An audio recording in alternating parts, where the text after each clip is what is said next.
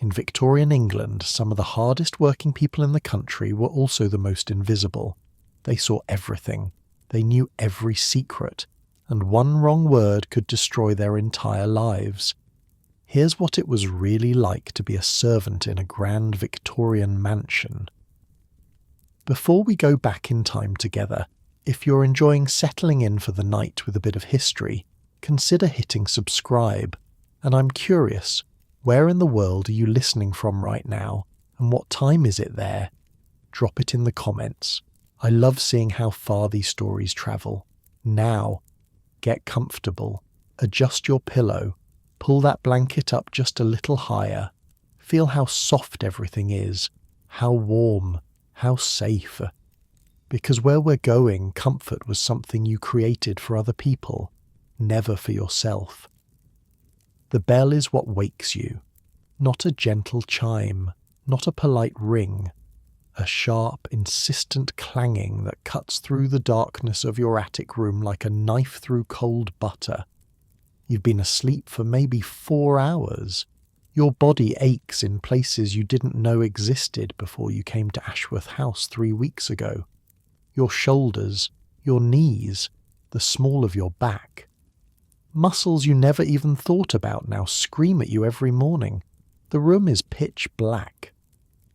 Winter mornings in 1885 don't come with sunrise at this hour. Just darkness, cold, and that damned bell. Your eyes open to nothing. Just darkness so thick you could cut it with a bread knife. The only sensation you're aware of is the rough wool blanket against your chin and the freezing air attacking every exposed bit of skin. Your breath comes out in small white puffs, though you can't see them. You can feel them, though. Feel the warmth leaving your lungs and immediately getting swallowed by the cold. Next to you in the narrow bed, Mary Brennan is already stirring. Mary's been in service for 11 years. Started as a scullery maid at 12, worked her way up to housemaid by 15, and now at 23 she's one of the senior housemaids. She's also your roommate, your teacher, and though you're still too new to say it out loud, possibly your only friend in this massive stone monster of a house. "Up," Mary whispers. Her voice is thick with sleep, but there's an edge of urgency in it. Now, before the second bell. You don't know what happens after the second bell, you haven't dared to ask. But the way Mary says it, the way her body tenses even in the darkness, tells you everything you need to know. You don't want to find out. Your feet hit the floor, and immediately you understand why the older maids warned you to sleep with your stockings on. The floorboards are so cold they actually burn, like walking on ice. Like stepping onto a frozen pond in the dead of winter. Except this pond is inside a house that supposedly belongs to one of the wealthiest families in the county. Here's something they don't tell you about grand Victorian mansions. The beauty, the warmth, the comfort, that's all reserved for upstairs. The parts where the family lives, the parts where guests are entertained. The servants' quarters might as well be a different building entirely. Different world, really. Same roof. Two completely separate realities existing in parallel. You fumble in the darkness for the pitcher of water on the small nightstand. When you pour it into the basin, you can actually hear tiny shards of ice clinking against the porcelain. The water had frozen overnight. Again. This is the 3rd time this week. Mary lights a candle stub, just for a moment, just long enough for you both to splash freezing water on your faces and pull on your work dresses. The dark ones, coarse fabric, practical. The kind of dress that says I'm about to spend the next 4 hours on my knees scrubbing grates and hauling coal. The pretty ones, the starched white aprons and neat caps. Those come later, after the dirty work is done, after you've made yourself invisible again. You have exactly 8 minutes from the time the bell rings until you're expected to be in the servants' hall. 8 minutes to wash, dress, make your bed, and navigate 3 flights of narrow back stairs in near total darkness. The Ashworth family has gaslight in their quarters, even some of those fancy new electric lights in the main dining room. The servants get candles when they can afford them on their own wages. "Your cap's crooked," Mary murmurs as you both reach the second landing. She doesn't stop moving, just reaches back and adjusts it with the practiced ease of someone who's done this 1,000 times before. Mrs. Whitmore notices everything. Mrs. Whitmore, the housekeeper. You haven't spoken to her more than a dozen times since you arrived, but you've learned to recognize the sound of her keys from 3 rooms away. Every housekeeper in England, as far as you can tell, carries a set of keys on a special chain attached to her belt. They call it a chatelaine. Mrs. Whitmore's keys number somewhere around 40, and when she walks they produce a distinctive jingling that strikes fear into the hearts of every junior maid in the house. Those keys open everything: the linen closets, the pantries, the china cupboards, the cellar doors. Every locked space in the house falls under Mrs. Whitmore's domain. She knows where every napkin is, every candle, every bar of soap. She keeps ledgers, counts everything, and if something goes missing, even something as small as a single sugar cube, she will find out, and someone will answer for it. The servants' hall is already half full when you arrive. 15 people crowded around a long wooden table, their breath still visible in the early morning cold. The fire hasn't been lit yet. Of course it hasn't. That's your job. Or rather, it's your job to help with the 10 other fireplaces scattered throughout the main house, the ones that need to be blazing by the time the family wakes at 8. At the head of the table sits Mr. Finch, the butler, king of the lower world, at least on the male side. He's maybe 50, with steel grey hair, and a posture so rigid you'd think someone had replaced his spine with an iron rod. Mr. Finch doesn't smile. Mr. Finch doesn't joke. Mr. Finch speaks in measured sentences that carry the weight of absolute authority, and when Mr. Finch gives an instruction, you follow it. No questions. No hesitation, not if you want to keep your position. Next to him, leaving one chair empty between them because hierarchy matters even in seating arrangements, sits Mrs. Whitmore. Her face is impossible to read. Not cruel exactly, just severe, like someone who has spent so many years maintaining perfect order that any other expression would feel like a breach of duty. You slide onto the bench at the far end of the table near the door. That's where the junior servants sit, the ones lowest in the pecking order. The scullery maid is there, a girl even younger than you, maybe 13, with raw red hands that tell the story of too many hours in cold dishwater. Next to her is one of the footman's assistants, a skinny boy who can't seem to keep his eyes open. Breakfast is bread. A slice each. Some tea, weak enough to see through, shared between the lot of you. Those who arrived first got butter. You didn't arrive first. You'll remember that for tomorrow. You chew slowly, trying to make it last. Trying not to think about what the Ashworth family will be eating in a few hours. Fresh eggs, bacon, kippers, toast with marmalade, fresh fruit, even in winter. Coffee served in delicate china cups. The leftover scraps from their breakfast will make their way down to the servants' hall eventually, but that's hours away. And by then, you'll have already lit 8 fireplaces, emptied a dozen chamber pots, and hauled more buckets of hot water than you can count. At exactly 10 minutes past 5, Mrs. Whitmore stands. The scraping of her chair silences any remaining whispers. Every spine straightens. Every eye finds a spot on the table to study intently. "Today's schedule," she announces, her voice crisp as the winter air outside. "There will be guests arriving for dinner this evening.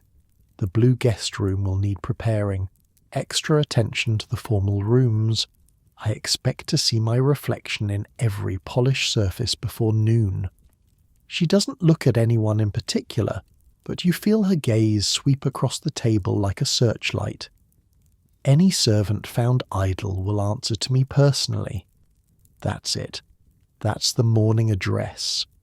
In a household of nearly 30 staff, Mrs. Whitmore manages to communicate everything you need to know in under 60 seconds. The rest you'll figure out as you go, following Mary's lead, watching, learning, trying not to make any mistakes that could cost you everything.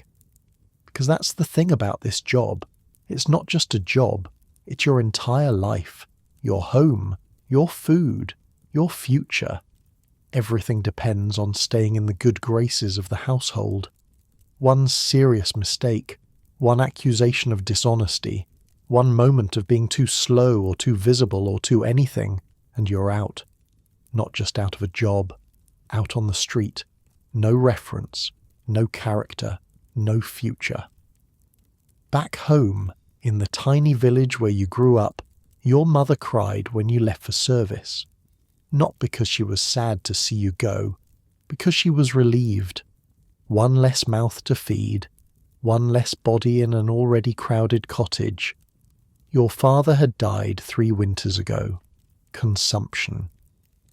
By the time your mother found a position for you through the local registry, you'd been eating nothing but cabbage soup and prayers for nearly a year. This is better, even with the cold. Even with the aching muscles and the 4 a.m. wake-up calls and the constant gnawing fear of doing something wrong. At least here, you eat every day. At least here, you have a bed. Shared, yes. Cramped, certainly. But a bed, with a blanket, and a roof that doesn't leak. That's the bargain. That's what every servant in every grand house across England understands. You trade your freedom for security, your identity for a uniform, your name sometimes quite literally for a title. Some households even rename their servants to avoid confusion. If the last housemaid was named Sarah, you become Sarah too. Your own name is irrelevant. You're a function, a role, a pair of hands and a pair of feet designed to accomplish tasks while remaining completely invisible. But you're getting ahead of yourself. The philosophy comes later. Right now, you have fireplaces to light. Mary is already on her feet, heading toward the door that leads to the main house. You follow, your bread barely settled in your stomach, your fingers still clumsy with cold. The servants' corridors are narrow, the ceilings are low. Everything about these spaces is designed to remind you that you're meant to be neither seen nor heard by anyone important. The main house is a different world entirely. When you push through the green baize door that separates the servants' wing from the family quarters, it's like stepping into another country. The ceilings soar. The walls are covered in silk paper, deep crimson and gold. Paintings line the hallways, portraits of Ashworths going back generations, their eyes following you as you move silently across the polished floors. And the silence, that's the strangest part. The house is asleep, or seems to be, but you know it's not really empty. Somewhere upstairs, behind heavy wooden doors, the family slumbers in feather beds with thick quilts and warming pans. They'll wake in a few hours, comfortable and rested, completely unaware of the small army of workers who've been moving through their homes since before dawn. Your job, quite literally, is to make magic happen, to light fires without being seen, to clean rooms without leaving a trace, to ensure that when Lady Ashworth opens her eyes at 8:30, the house is already warm, the curtains are drawn back just so, and a pot of hot water is waiting for her morning wash. She shouldn't have to think about how any of it happened. It should simply be done. Magic.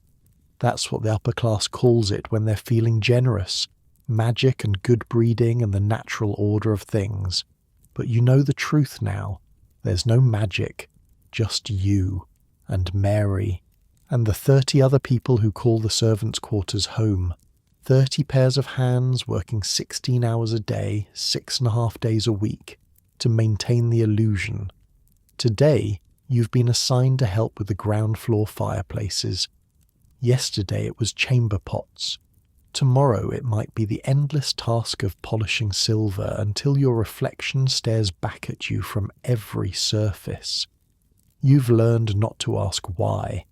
Orders come from Mrs. Whitmore through the senior maids, and you follow them. That's all there is to it. The first fireplace is in the morning room. It's a lovely space, if you're being honest. Pale blue walls, comfortable chairs arranged before tall windows that will soon catch the weak winter sunlight. A piano sits in the corner, draped with a fringed cloth. Fresh flowers, even in January, fill a crystal vase on the side table. You don't know where the flowers come from, don't know who cuts them, who arranges them, who pays for them. That's someone else's concern. Your concern is the fireplace, and more specifically the coal scuttle sitting beside it. Mary hands you a metal ash pan and a small brush. "Watch first," she whispers, "then do exactly as I do." She kneels before the cold hearth with a grace that comes from years of practice. First, she spreads an old sheet on the floor to catch any mess. Then she begins removing the ashes from yesterday's fire carefully, methodically, without raising any dust. Each movement is precise, economical, no wasted motion, no unnecessary sound. The ashes go into the pan. Later they'll be taken to the kitchen to be sifted. The small pieces of unburned coal, the cinders, will be saved and used to light tomorrow's fires. Nothing in a Victorian household goes to waste. Not coal, not candle stubs, not leftover food, not even the time servants spend standing still when they could be working. Once the ashes are cleared, Mary takes a small brush and sweeps out the grate. Then comes the black lead. It's a thick, dark paste that smells of iron and something faintly chemical. She applies it to the metal grate and fire surround with a cloth, working it into every crevice, then buffs it to a high shine with a different brush. The family notices this, she murmurs without looking up. Might not know what they're looking at, but they notice when it's not done. That's the thing about being invisible. When you do your job right, no one sees you at all. But let one thing slip, leave one smudge, and suddenly everyone's asking questions. She's right. You've seen it happen. Not to yourself, not yet, but to others. A footman dismissed for wearing scuffed shoes to dinner service. A kitchen maid sent packing for burning the toast. The standards in a house like this are impossibly high, and the consequences for failing to meet them are swift and absolute. When Mary finishes polishing, she begins laying the new fire. Crumpled newspaper first, then small sticks of kindling arranged in a careful pyramid, then larger pieces of coal balanced on top. She strikes a match, touches it to the paper, and watches as the flame catches and begins to spread. "Don't leave until you're sure it's caught proper," she says. "Last thing you want is for the fire to go out and have to be relit." Mrs. Whitmore counts the matches. She counts the matches. Of course she does. You're starting to realize that in this house everything is counted. Every lump of coal, every candle, every bar of soap, every single thing that costs money is monitored, measured, and accounted for. Waste is a sin. Carelessness is a dismissible offence. You watch the flames dance for a moment, mesmerised by their warmth. It feels almost criminal to be this close to heat and comfort when you know that in a few minutes you'll be back in the cold hallways, moving on to the next fireplace, the next task, the next small miracle that needs performing before the family stirs. "Come on," Mary says, already gathering her supplies.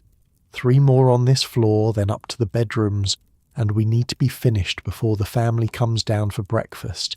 If they see us, we're done for." You nod, following her out of the morning room and into the corridor. The house is still quiet, still dark in places, the January dawn barely beginning to lighten the windows. But somewhere upstairs, someone is stirring. You can feel it. A subtle shift in the atmosphere. A door opening and closing. Footsteps, muffled by carpet, moving toward the bathroom. You freeze. Mary freezes too. For a long moment, neither of you breathes. Then Mary grabs your arm and pulls you into an alcove behind a tall potted fern. You press yourself against the wall, heart hammering as the footsteps grow closer. A figure appears at the top of the stairs, male, tall, moving with the easy confidence of someone who has never once had to consider whether he belongs somewhere. It's Master James, the eldest son, 22 years old, heir to the Ashworth fortune, and according to the whispers in the servants' hall, the reason the last housemaid in your position was dismissed. He pauses at the top of the stairs, yawns, scratches his head, and turns back toward his room. The danger passes. You release a breath you didn't realize you were holding. "Close," Mary murmurs. "Too close. If he'd seen us, we'd have to explain what we were doing here at this hour, and then we'd be behind schedule, and then Mrs. Whitmore would want to know why." You nod, still shaking slightly. This is what life is like in a grand house. Constant vigilance, constant awareness of where you are, where the family is, where you're supposed to be and not supposed to be at any given moment. The back stairs, the service corridors, the narrow passageways hidden behind the walls, those are your domain. The main rooms, the grand staircases, the family quarters, those belong to a different species entirely. As you make your way to the next fireplace, a sound catches your ear. Familiar now, but still capable of making your stomach drop. The bells. In the servants' hall, mounted high on the wall near the ceiling, hangs a board fitted with 24 brass bells. Each one is connected by a complex network of wires and pulleys to a different room in the house. When someone pulls a bell rope in the library, a specific bell rings downstairs. When someone pulls the cord in the master bedroom, a different bell sounds. An experienced servant can tell from the tone alone which room is calling. Mrs. Whitmore, they say, can identify any bell in the house from 3 floors away, even while carrying on a conversation about menu planning. It's like having ears everywhere, eyes everywhere. The house itself seems to be watching, listening, waiting to catch you in a moment of laziness or inattention. Right now the bells are silent. The family isn't awake yet, but soon they will be. And when they ring, someone will answer. Instantly, without question, without hesitation.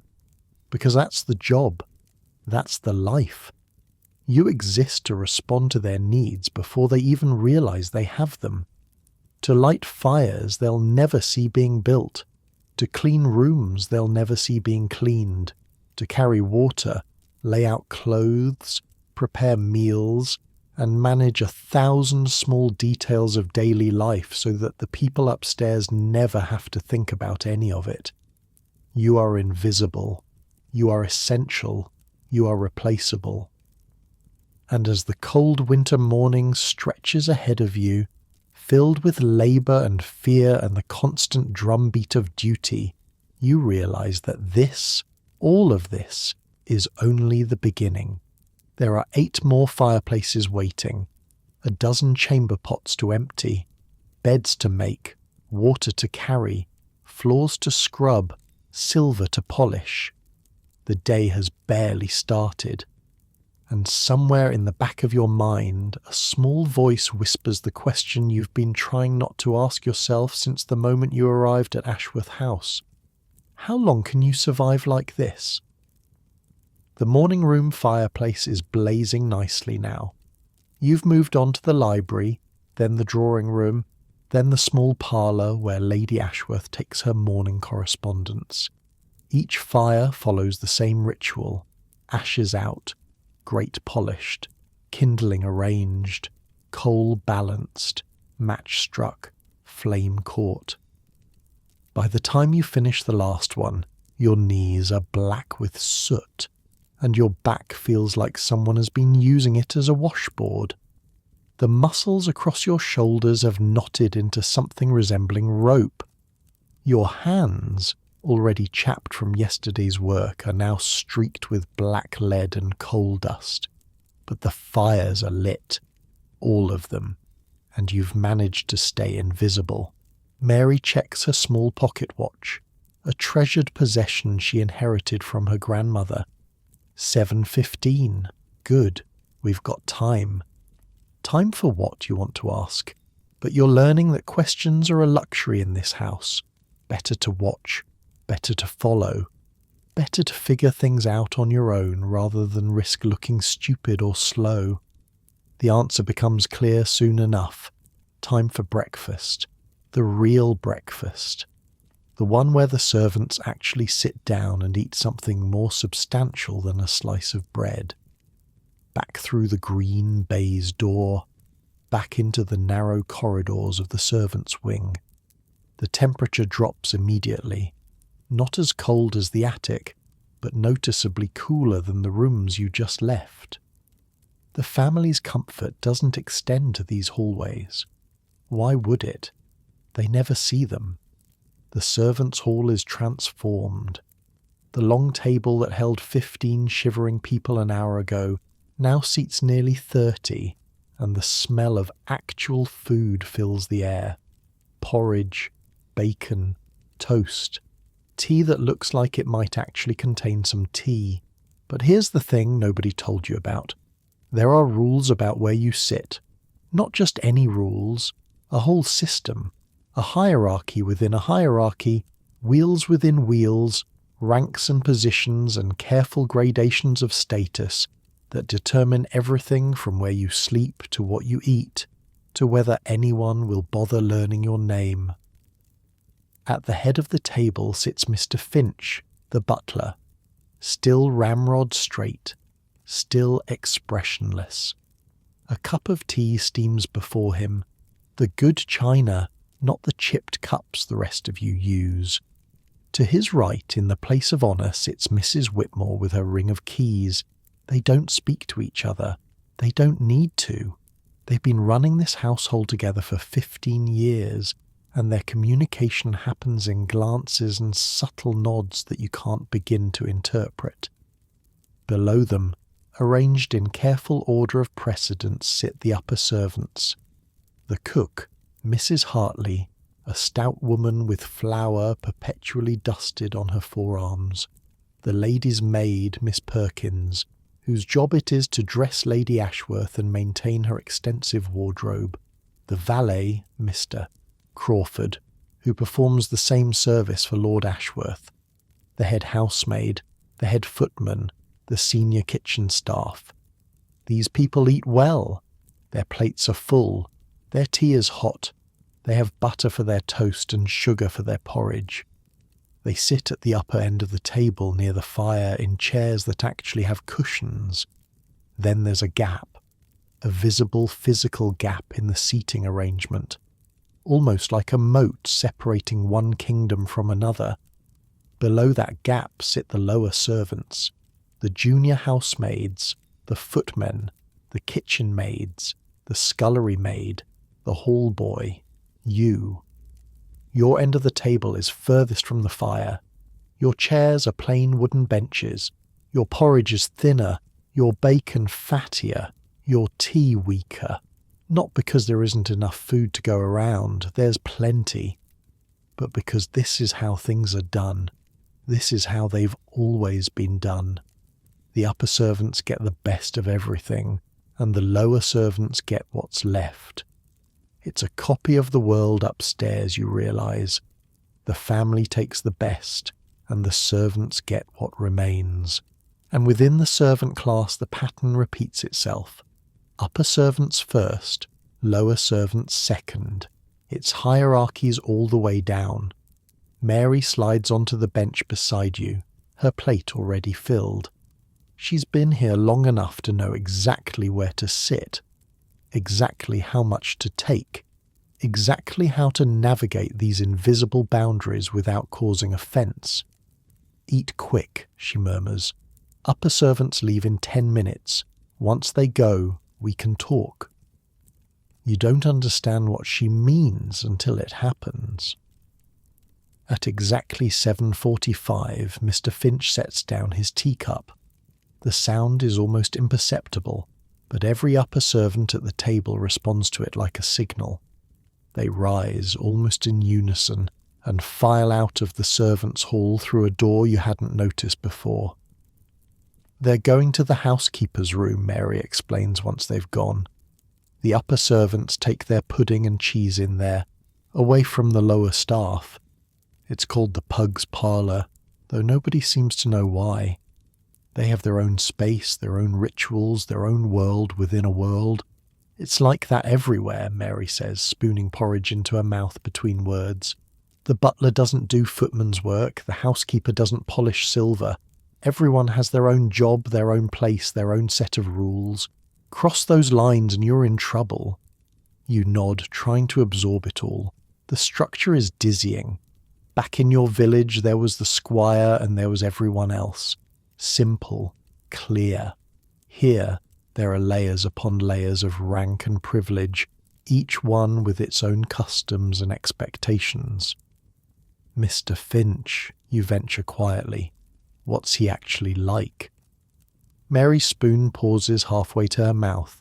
She glances around, making sure no one is close enough to hear. "He's fair," she says finally. "Strict as iron, but fair.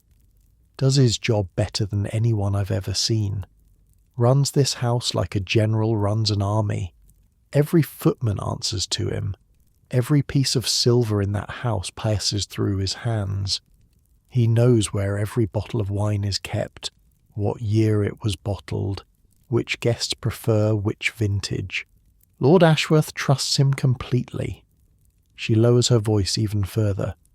"But here's the thing about Mr. Finch. He knows everything that happens in this house, upstairs or down. He sees things nobody else sees, hears things nobody else hears. If you're slacking off, if you're talking to someone you shouldn't be talking to, if you're taking something that doesn't belong to you, he'll know. Maybe not today, maybe not tomorrow, but eventually." You swallow hard. The porridge suddenly tastes like paste. "The keys," you say, remembering the heavy ring that hangs at his waist. "He has keys too, like Mrs. Whitmore. Different keys. He has opened the wine cellar, the silver pantry, the master's study, the valuables, things that could be stolen, things that matter." Mary shrugs. "Mrs. Whitmore controls the household. Mr. Finch controls the wealth. It's a partnership, you realise. Butler and housekeeper working together, running the entire operation from below stairs. The family upstairs might own the house, might pay the wages, might technically be in charge. But the day-to-day running of things, that belongs to Mr. Finch and Mrs. Whitmore. They are the brain of the household. Everyone else is just muscle, and you are the lowest muscle of all." "What about Mrs. Whitmore?" you ask. "Mary, she terrifies me." Mary actually laughs at that, a quiet sound quickly stifled. "She terrifies everyone. That's her job. But listen." She leans closer. "I've been here 3 years. In that time, I've seen Mrs. Whitmore dismiss 4 girls. Every single one of them deserved it. Lazy, or dishonest, or talking back when they shouldn't. She's hard, yes, but she's not cruel. Do your work, keep your head down, don't steal anything, don't get too friendly with the footman, and you'll be fine. Don't get too friendly with the footman. You file that away for later. There's a story there, you're certain, but now isn't the time to ask. The clock on the wall shows 7:55. In 5 minutes, the lower servants will need to be back at their posts, scattered throughout the house to continue the endless work of maintaining a mansion for people who barely acknowledge their existence. You shovel the last of your porridge into your mouth and drain your tea. Cold now, but you don't care. Calories are calories. Warmth is warmth. You take what you can get. Mary leads you back upstairs for the next round of duties. The family is stirring now. You can hear movement above, footsteps on carpeted floors, the distant sound of a door closing. Somewhere, a bell rings, then another, then a third. The house is waking up. The real work is about to begin. Your assignment for the next 3 hours is chamber pots. Yes, chamber pots. The porcelain containers that wealthy Victorians use when they don't want to walk all the way to the water closet in the middle of the night. Every bedroom has one, usually tucked discreetly under the bed or behind a screen, and every morning someone has to empty them. That someone today is you. There's a rhythm to it, Mary explains as she hands you a covered pail. The family leaves their rooms for breakfast around 8:30. That's when you go in, quick. Quiet. Get the pot, empty it in the slop pail, rinse it, put it back. You should be in and out in under 2 minutes. Under 2 minutes. To enter a bedroom, locate the chamber pot, carry it to the servants' washroom, empty it, clean it, and return it to its proper place. All without making a sound, all without being seen. What if they're still in the room, you ask? Mary looks at you like you've just asked what colour the sky is. Then you don't go in. You wait. You come back later. Under no circumstances do you enter a family member's bedroom while they're in it. That's not just a rule. That's the rule. Break it and you're gone. No warning. No second chance. Gone. You nod quickly. The message is received. The first bedroom is Lady Ashworth's private chamber.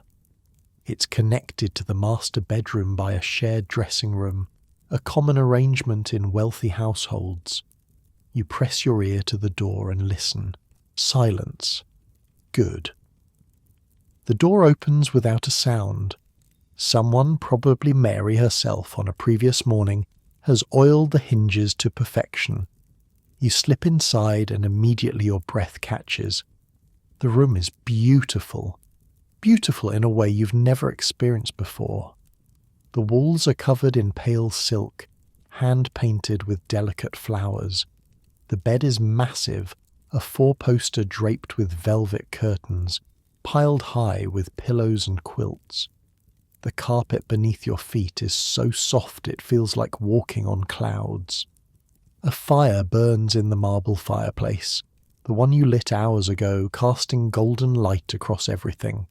And the smell, not the damp wool and coal dust of the servants' quarters. Something else. Lavender, maybe. Rosewater. Something expensive and lovely that seems to float in the air itself. You could stand here all day drinking it in, but you have 90 seconds left. The chamber pot is where Mary said it would be, behind a Chinese screen in the corner. You grab it, cover firmly in place, and hurry back to the servants' corridor. The slop pail is waiting in a small closet near the back stairs. Empty, rinse, return. 87 seconds. Not bad. But here's the thing about chamber pots. They're the most humiliating part of the job, yes, but they're also the most intimate. When you empty Lady Ashworth's chamber pot, when you handle this most private aspect of her daily existence, you are closer to her than her own children ever get. You know things about her that nobody else knows. The medicine bottle on her nightstand, the half-written letter on her desk, the small portrait tucked behind the mirror, a young man in military uniform who doesn't appear anywhere else in the house. These are secrets, private moments, glimpses into a life that you serve but can never be part of, and you must never, ever speak of them to anyone. That's the first rule of personal service, and you learn it without anyone having to tell you. What happens in the family's rooms stays in the family's rooms. You see nothing, you hear nothing, you remember nothing. Your discretion is absolute, not because you're asked for it, but because you understand on some deep instinctive level that this is the price of being allowed into these spaces at all. The other bedrooms follow the same pattern. Master James's room, the one you saw him emerge from this morning, is surprisingly untidy. Clothes on the floor, books stacked haphazardly, an overflowing ashtray by the window. Miss Catherine's room, the younger daughter, is pristine, but cold somehow. No personal touches, no warmth, like a display in a shop window rather than a place where someone actually lives. By the time you've finished all the chambers, your arms are aching from carrying the heavy slop pail up and down the back stairs. The pail goes to the outdoor privy to be emptied properly, a job that falls to the hall boy, thank God. Even in the servant hierarchy, there's always someone below you. The rest of the morning blurs together. You help Mary with the bed making. Sheets pulled tight, hospital corners, not a wrinkle in sight. Pillows fluffed and arranged just so. Quilts straightened, curtains adjusted, water pitchers filled.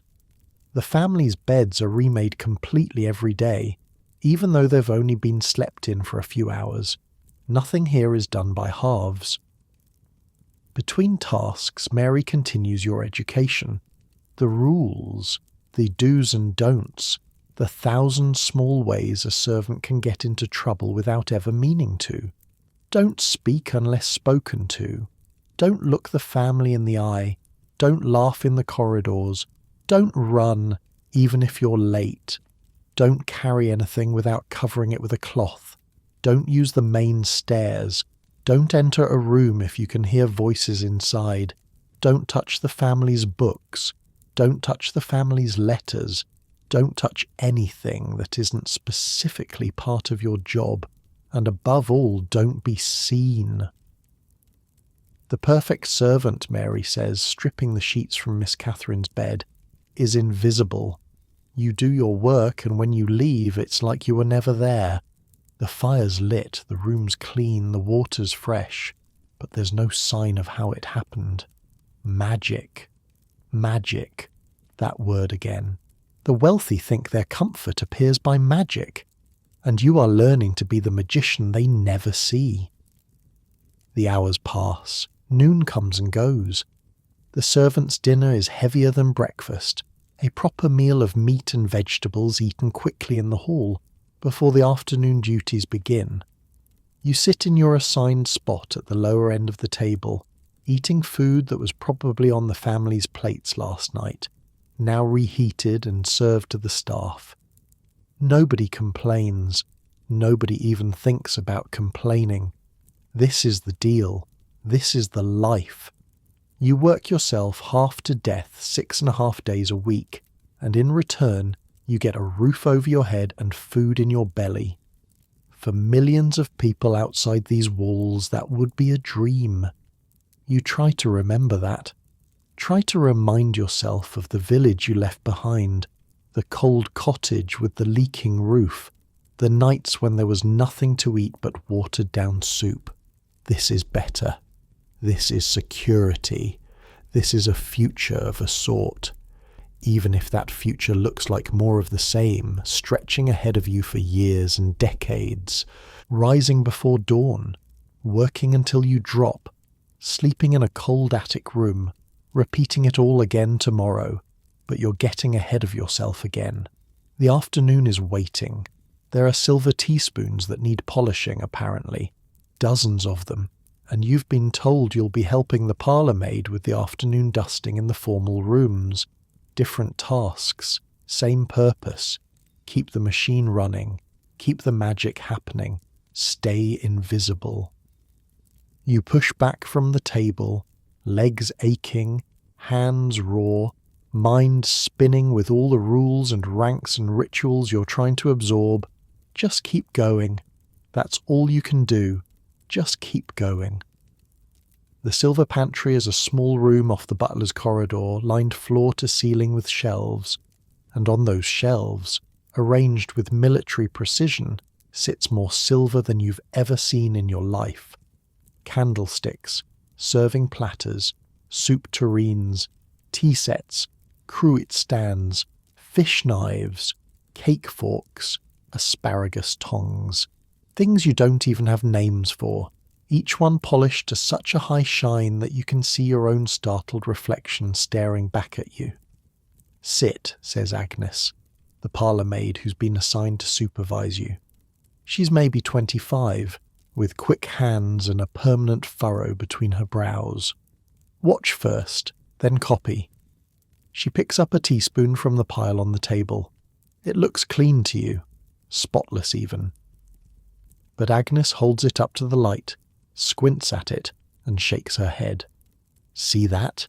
That dull spot near the handle? Fingerprint. From yesterday's tea service. Probably one of the footmen." She dips a soft cloth into a jar of thick pink paste and begins rubbing the spoon in small circular motions. This is plate powder, mixed fresh every morning. Jeweller's rouge, chalk and ammonia. Smells terrible. Works beautifully. The smell does hit you now, sharp and chemical, burning the inside of your nose. "You'll get used to it," Agnes says. Eventually you stop noticing. She hands you a cloth and a spoon and nods toward the pile. Every piece. No fingerprints. No tarnish. No spots. Mr. Finch inspects the silver before dinner service. If he finds so much as a smudge, we all hear about it. You pick up the spoon. Such a small thing, really. Just a bit of metal shape for scooping sugar. But in this house, even the smallest things carry enormous weight. A smudge on a teaspoon, a crease in a bedsheet, a fireplace that hasn't been properly blacked. These tiny failures add up. They reveal the hand behind the magic. They remind the family that their comfort requires effort, and that is absolutely unacceptable. So you polish. Spoon after spoon, fork after fork, your fingers cramping around the cloth, the ammonia burning your eyes. The pile shrinks slowly. Your reflection in the growing stack of finished pieces looks exhausted. Dark circles under the eyes, hair escaping from under your cap, a smear of something grey across one cheek. You barely recognise yourself anymore. "You're doing well," Agnes says, not looking up from her own work. "Better than the last girl. She cried on her second day and quit on her third. Couldn't handle the hours. You want to ask what happened to her, where she went, what becomes of girls who can't handle the hours. But you already know, don't you? The workhouse, the streets, a factory, if she's lucky, where the hours are shorter, but the machines can take your fingers. There are no good alternatives. That's why you stay. That's why everyone stays. The afternoon light is fading by the time you finish the silver. Your back is screaming. Your eyes are watering from the plate powder fumes. But the teaspoons are perfect. Every single one. Mr. Finch will have nothing to complain about. Agnes dismisses you with a nod. Kitchen next. Mrs. Hartley needs extra hands for dinner prep. Guest tonight, remember? Right. The guests. You'd almost forgotten. Some business associate of Lord Ashworth's coming for dinner with his wife, which means a formal meal, multiple courses, the good china, the best wine, an elaborate performance of wealth and taste. orchestrated entirely by the servants who will remain invisible throughout. The kitchen is chaos when you arrive. Mrs. Hartley, the cook, stands at the centre of it like a general commanding a battle. She's shouting orders at the kitchen maid, who's shouting orders at the scullery maid, who's too busy scrubbing pots to shout at anyone. Steam rises from half a dozen pots on the massive iron range. The air smells of roasting meat and simmering stock, and something sweet baking in the bread oven. And in the middle of it all, moving with surprising grace despite her considerable size, Mrs. Hartley orchestrates everything. A flick of her wrist sends the kitchen maid scurrying for more butter. A bark sends the scullery girl running for clean towels. She tastes, she stirs, she seasons, she adjusts, all without ever seeming to stop moving. You stand in the doorway uncertain. Nobody told you what to do once you got here. Mrs. Hartley spots you. Her eyes narrow. You, new girl, can you peel potatoes? Yes, ma'am. Then peel. She jerks her chin toward a mountain of potatoes sitting in a basket near the scullery door. All of them. Thin skins, no eyes left behind. Annie will show you where. Annie. That must be the scullery maid. You find her in the scullery, up to her elbows in greasy dishwater, scrubbing at a pot that's bigger than she is. She's young, younger than you even, maybe 12 or 13, with raw red hands and a face that's permanently flushed from the heat of the water. Potatoes are there, she says without looking up. Peelings go in that bucket. Don't let Mrs. Hartley catch you wasting any flesh. She counts everything. Of course she does. Everyone in this house counts everything. You grab a knife and a potato and start peeling. The work is mindless, repetitive, soothing in its own way. Peel, turn, peel, turn, peel. The potato shrinks in your hand as the skin curls away in long brown ribbons. Behind you, Annie keeps scrubbing, the rhythm of her brush against the pot creating a kind of music. Scrub, scrub, dunk, repeat. How long have you been here, you ask, breaking the silence. Annie's brush pauses for just a moment. 18 months? Started when I was 11. Came from the workhouse. 11. She was 11 years old when she started this job, scrubbing pots and fetching coal and lighting fires before dawn, all at an age when you were still playing with dolls in your mother's cottage. Is it? You're not sure how to finish the question. Is it worth it? Is it bearable? Is it going to get better? It's a roof, Annie says simply. And food. 3 meals a day, more than I ever got before. Mrs. Hartley's hard, but she's fair. Doesn't hit like some cooks do. Doesn't steal our wages. Could be worse. Could be worse. That's the motto of every servant in every grand house across England. Could be worse. Could be the workhouse. Could be the streets. Could be the factories where children lose fingers to machinery and lungs to cotton dust. At least here you have a bed. At least here you eat. The bar is set so low it's practically underground.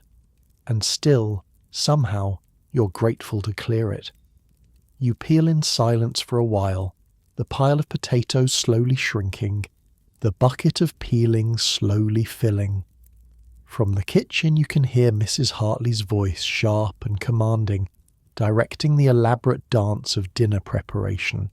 The soup first, she's saying. Clear consomme. Has to be perfect. Lady Ashworth is showing off tonight. Then the fish course. Sole with white sauce. Then the roast. Beef, pink in the middle, or Lord Ashworth will have my head. Then the remove. Pheasant with bread sauce. Then the vegetables. Then the pudding. Trifle and fruit ices. Coffee to follow. 7 courses. For 4 people. Hours of preparation. Hours of cooking. Hours of plating and serving and clearing away. And at the end of it, most of the food will come back to the kitchen half-eaten, to be reheated and served to the servants tomorrow, or given to the poor at the back door. Waste, you think. Such waste. But then, what do you know? You've never sat at a table with 7 courses, never tasted sole or pheasant or trifle. The food that goes up those stairs exists in a world as foreign to you as the moon. You eat what comes back down, and you're grateful for it. The kitchen maid, a girl named Elsie with a round face and perpetually flour-dusted apron, appears in the scullery doorway. Mrs. Hartley wants those potatoes. Now. And you're to help me with a pastry once you're done. Pastry. You've never made pastry in your life. The bread at your mother's cottage was heavy and dark, made from whatever grain could be spared. Fancy pastry is as mysterious to you as the silver you polished this afternoon. But you nod and gather up the peeled potatoes in a large bowl. Into the kitchen, into the heat and chaos, dropping them on the work table where Mrs. Hartley is already reaching for them. Good, she grunts, the highest praise you've received all day. Now, pastry. Elsie is already at a marble slab, a mound of pale dough before her. She's working it with her hands, folding and pressing, in a motion that looks almost hypnotic. Puff pastry, she explains, for the vol au vents, appetizers for the soup course. Watch how I fold it. You need cold hands and a light touch. The butter has to stay in layers, see? That's what makes it puff up in the oven. You watch. You try to learn. When Elsie hands you a small piece of dough to practice with, you fold and press, trying to mimic her movements. The dough feels strange under your fingers, soft and cold and somehow alive. Not bad, Elsie says. You've got the hands for it. Keep practicing. It's the first compliment you've received about anything other than not being as terrible as the last girl. You hold on to it like a treasure. The afternoon wears on. The kitchen fills with smells that make your stomach growl, even though you just ate dinner a few hours ago. The roast beef goes into the oven, filling the air with the scent of rendering fat and searing meat.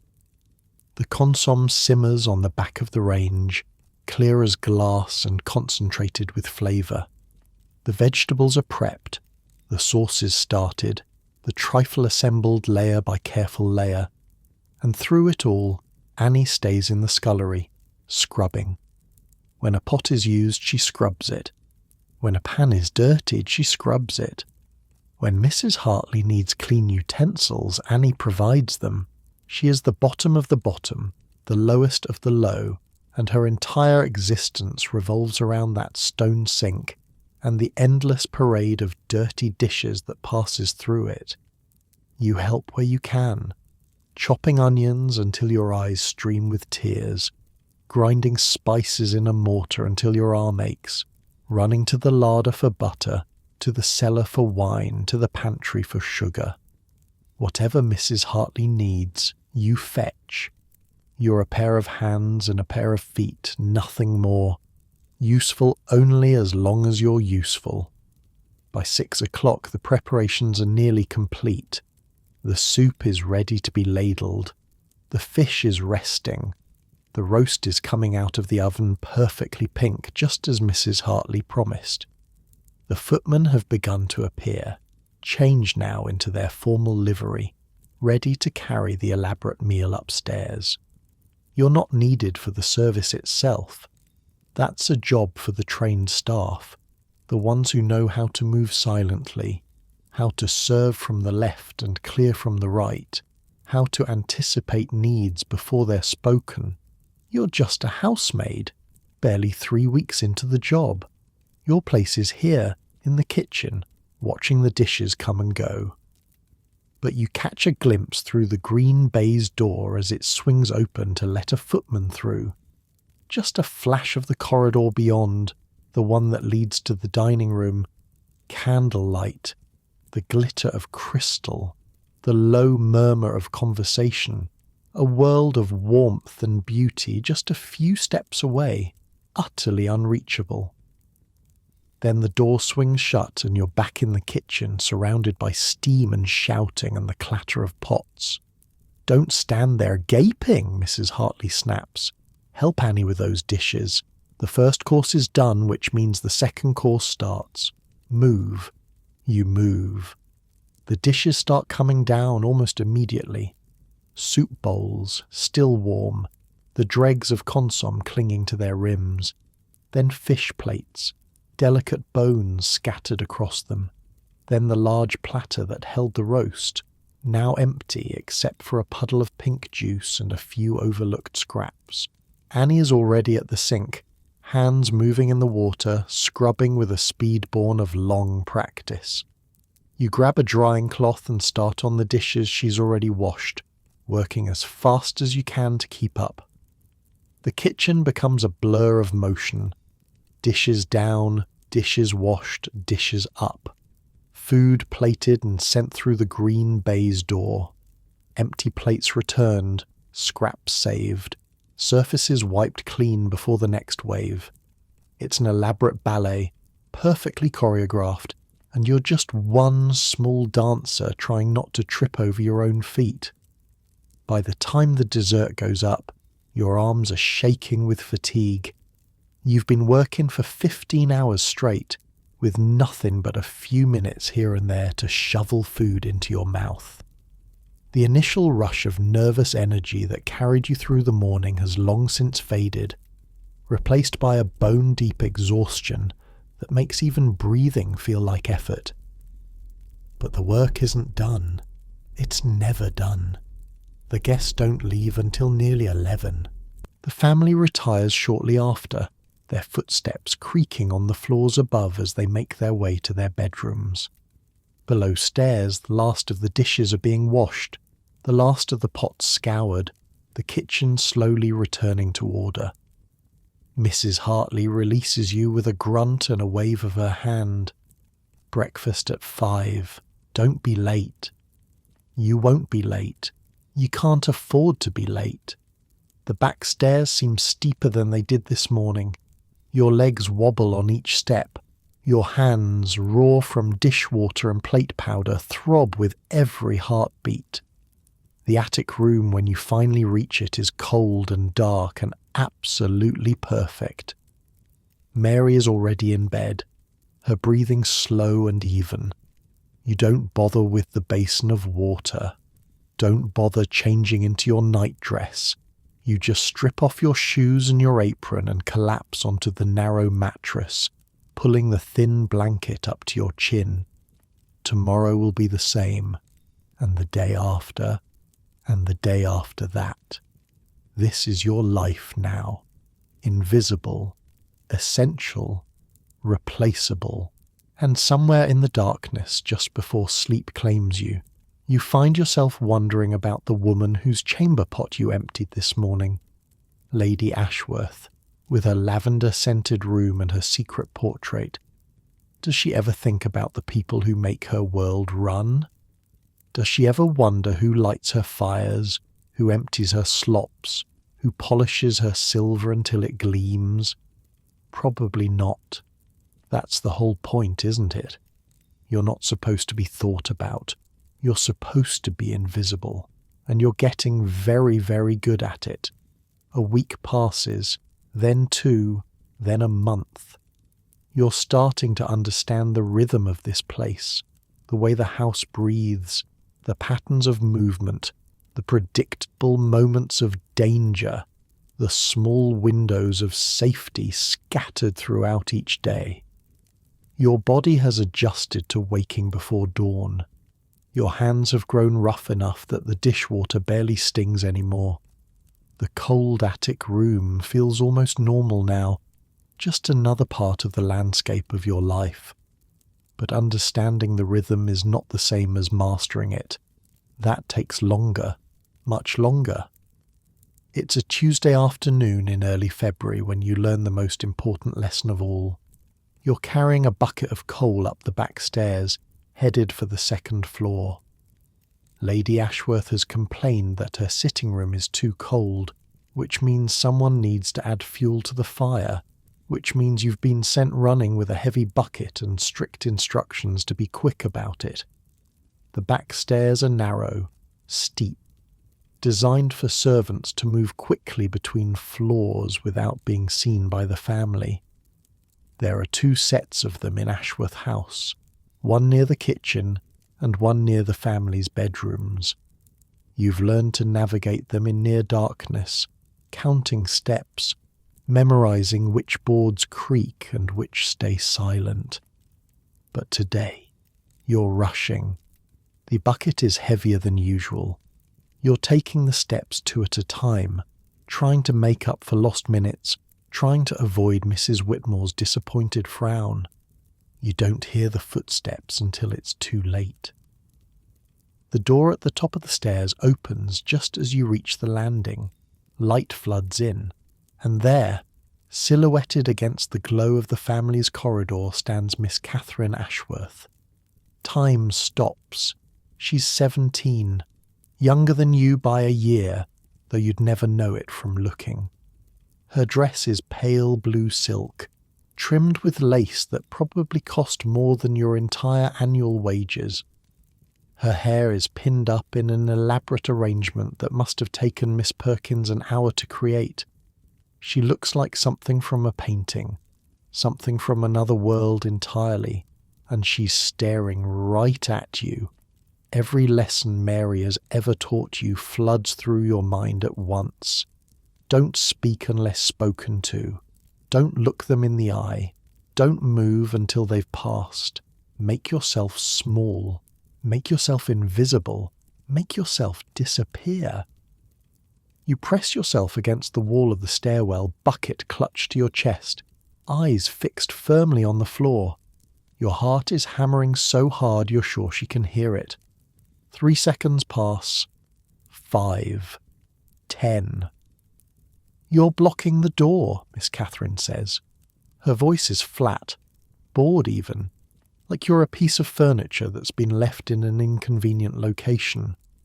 I'm sorry, miss. The words come out as barely a whisper. I'll move, miss. You try to back down the stairs, but the bucket catches on the railing. Coal spills, black lumps bouncing down the steps, clattering against the wood, leaving dark smears on surfaces that someone, probably you, will have to clean.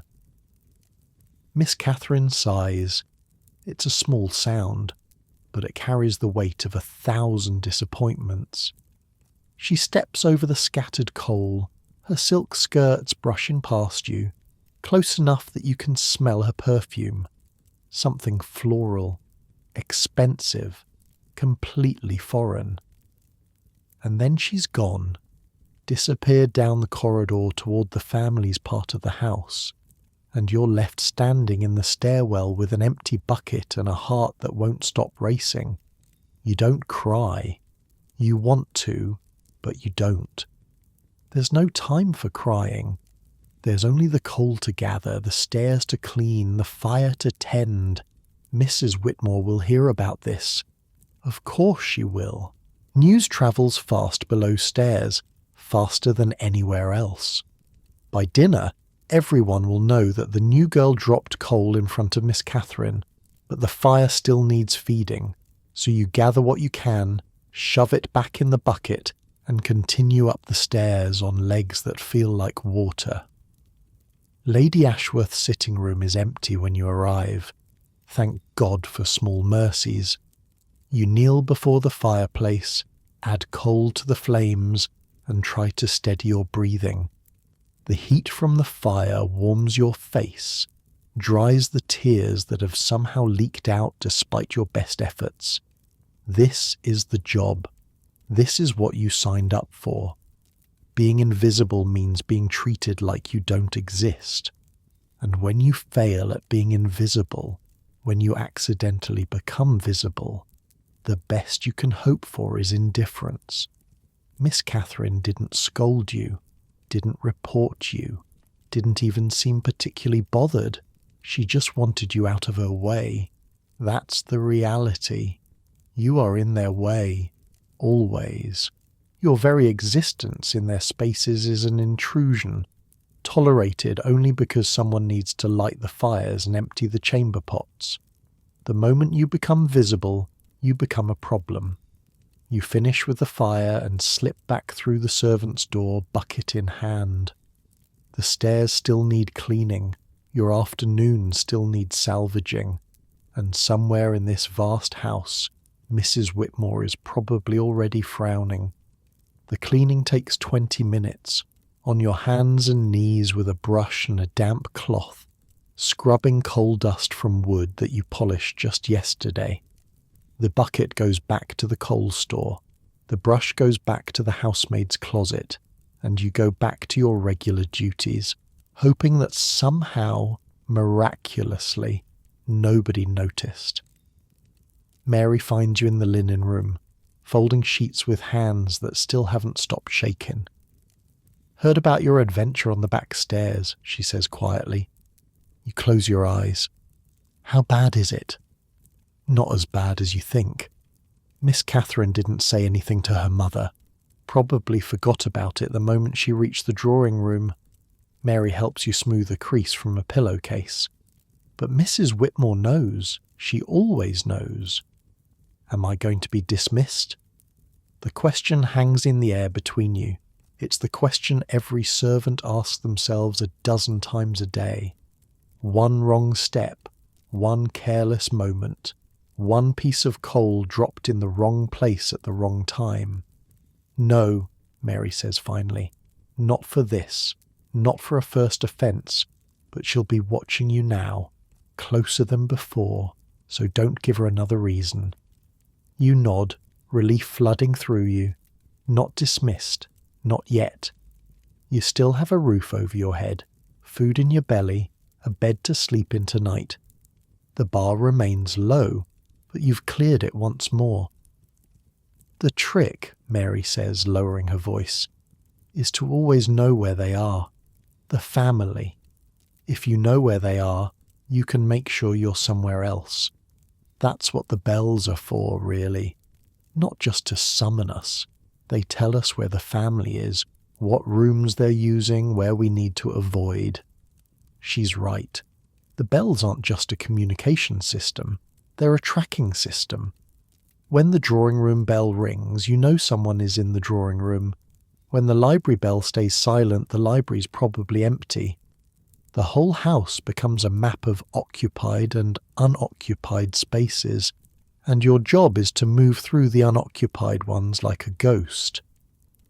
"There are other ways too," Mary continues. "The speaking tubes. Have you used them yet?" You shake your head. You've seen the brass mouthpieces mounted on the walls in various places, but you haven't been trained on them yet. They connect different parts of the house. The family can speak directly into them, and we can hear them in the servants' areas. Mostly Mrs. Whitmore uses them to give orders without coming to find us. But they also carry sound from upstairs. If you're quiet, you can hear conversations, movements. It helps you know when to enter a room and when to stay away. The house is listening to itself, you realize. Through bells and tubes and the thin walls of the servants' corridors, information flows constantly. Where is the family? What do they need? When can we safely enter their spaces? The answers are always available if you know how to pay attention.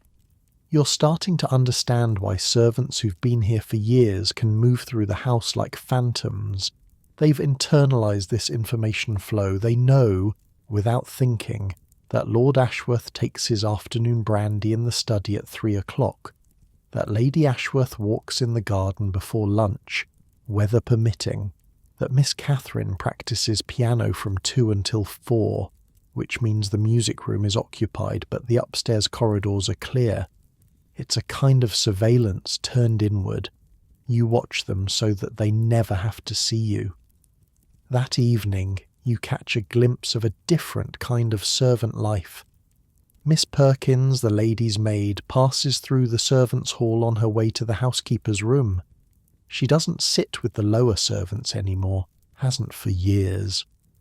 Her place is with the upper staff now in the pug's parlour, eating off the good dishes, but tonight she looks tired. More tired than you've ever seen anyone look who isn't covered in coal dust or elbow deep in dishwater. Lady Ashworth had a headache, someone whispers at your end of the table. Miss Perkins was up with her half the night, compresses and tonics and reading aloud until her voice gave out. Personal servants, that's what they call Miss Perkins and Mr. Crawford, the valet. They don't answer to the housekeeper or the butler, not really.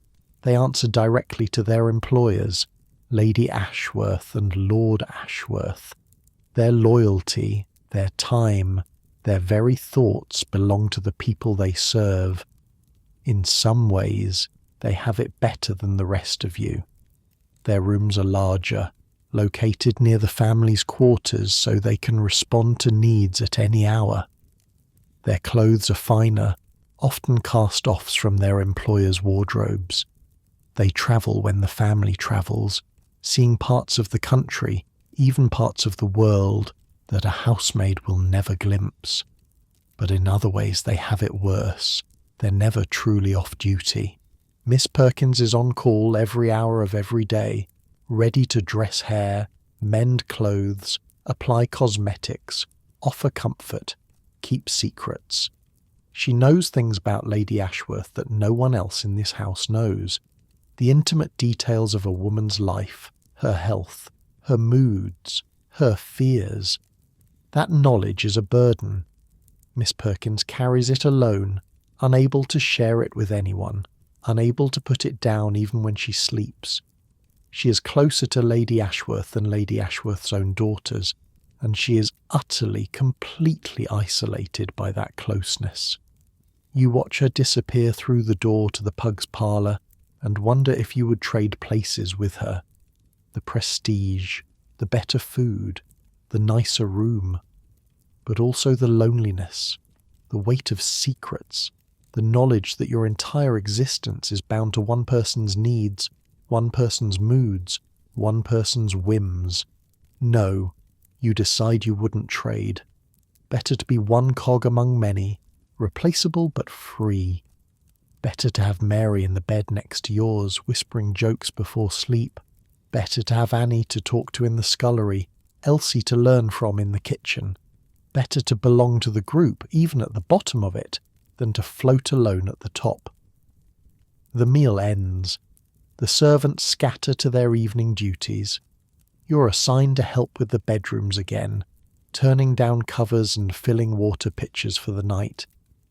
The family is still downstairs, lingering over their after-dinner coffee, so the upstairs corridors are safe for now.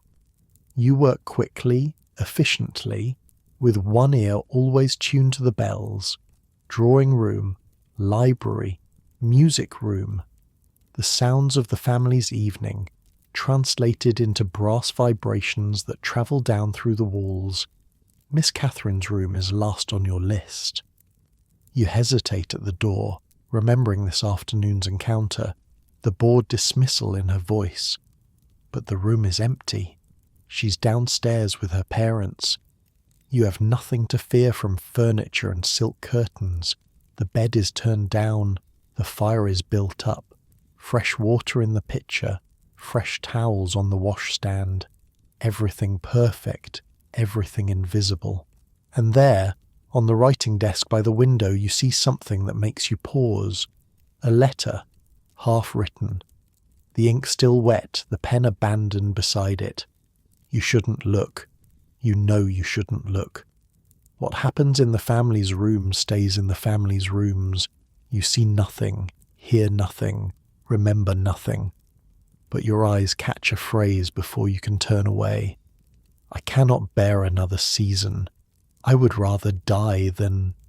The words stop there, unfinished. A confession interrupted.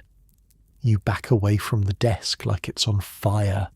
Your hands are shaking again. This is exactly the kind of thing Mary warned you about. The secrets, the glimpses into lives that aren't yours, the knowledge that weighs on you, that you can never share. that becomes your burden simply because you were in the wrong place at the wrong time. Miss Catherine Ashworth, with her silk dresses and elaborate hair, would rather die than attend another season. Another round of balls and parties and marriage market displays. You don't know what to do with this information. You can't tell anyone, can't act on it, can't even think about it too hard without feeling like you're betraying something sacred. So you do what servants have always done. You bury it, deep down, in the place where all the other secrets go. The medicine on Lady Ashworth's nightstand, the overflowing ashtray in Master James's room, the cold, unlived-in feel of Miss Catherine's pristine bedroom. You see nothing, you hear nothing, you remember nothing. You finish your duties and slip back through the servants' door, leaving the family's world behind. The corridor is dark and narrow. The air smells like coal dust and floor polish. Your feet know the way back to the servants' hall without needing light. This is where you belong, in the shadows, in the spaces between. Tomorrow you will wake before dawn and do it all again. The fires, the chamber pots, the endless cleaning and carrying and folding and scrubbing. The careful dance of invisibility. The constant awareness of where the family is and where you need to not be. But tonight, just for a moment, you let yourself feel the weight of what you carry. All those secrets, all those glimpses, all those tiny pieces of other people's lives that accumulate in your memory like coal dust in your lungs. This is the price of service. Not just the aching back and the raw hands and the 16-hour days, but this, the knowing, the seeing, the being present for moments you were never meant to witness. You carry their secrets and they never even notice. That, perhaps, is the loneliest part of all. March brings rain, endless, grey, relentless rain that drums against the attic windows and turns the streets outside into rivers of mud. The coal deliveries are late, the chimneys smoke, and everywhere in the house the damp creeps in like an uninvited guest. You've been at Ashworth House for 6 weeks now, long enough to know the patterns, long enough to anticipate Mrs. Whitmore's needs before she voices them, long enough to move through the back corridors without thinking, your feet finding the right path even in complete darkness. But not long enough to stop being afraid. The fear never really goes away. It lives in your chest like a small cold stone, always present, always weighing. Every time a bell rings unexpectedly, every time Mrs. Whitmore's footsteps approach, every time you enter a room and find someone already there, the fear whispers, "This could be it. This could be the moment you make a mistake too big to forgive." You've seen what happens to servants who make those mistakes. There was a girl before you, not your immediate predecessor, the one who left because of Master James, but the one before that. Her name was Sarah, and she worked in this house for almost 2 years. Kitchen maid mostly. Helped Mrs. Hartley with the simpler dishes, kept the larder organised, made sure the pantry was stocked. One day, a silver spoon went missing. It was a small thing, really. 1 spoon out of dozens. The kind of thing that might have slipped behind a cabinet or been accidentally thrown out with the scraps. But Lord Ashworth noticed it was gone from his breakfast tray, and Lord Ashworth mentioned it to Mr. Finch, and Mr. Finch reported it to Mrs. Whitmore, and Mrs. Whitmore searched Sarah's room. They found the spoon under her mattress. Sarah swore she didn't put it there, swore on her mother's grave, on her own soul, on everything she held sacred, but it didn't matter. The spoon was found, the verdict was delivered. Sarah was dismissed without a character reference, her belongings bundled into a sack and handed to her at the back door. Mary told you this story on your second night in the attic room. A warning, she said, about how quickly things can change. Did she really steal it, you asked? Mary was quiet for a long moment. I don't know. Maybe. Or maybe someone put it there to get rid of her. We'll never know for certain. Someone put it there. The thought keeps you awake some nights. The idea that another servant, someone you work beside every day, someone you share meals with, might plant evidence to destroy you. It happens. Everyone knows it happens. Jealousy, rivalry, personal grudges. The simplest way to eliminate a competitor is to make them look like a thief. So you're careful. You never pick up anything that isn't explicitly yours. You never linger in rooms where valuables are kept. You never ever let yourself be alone with the silver.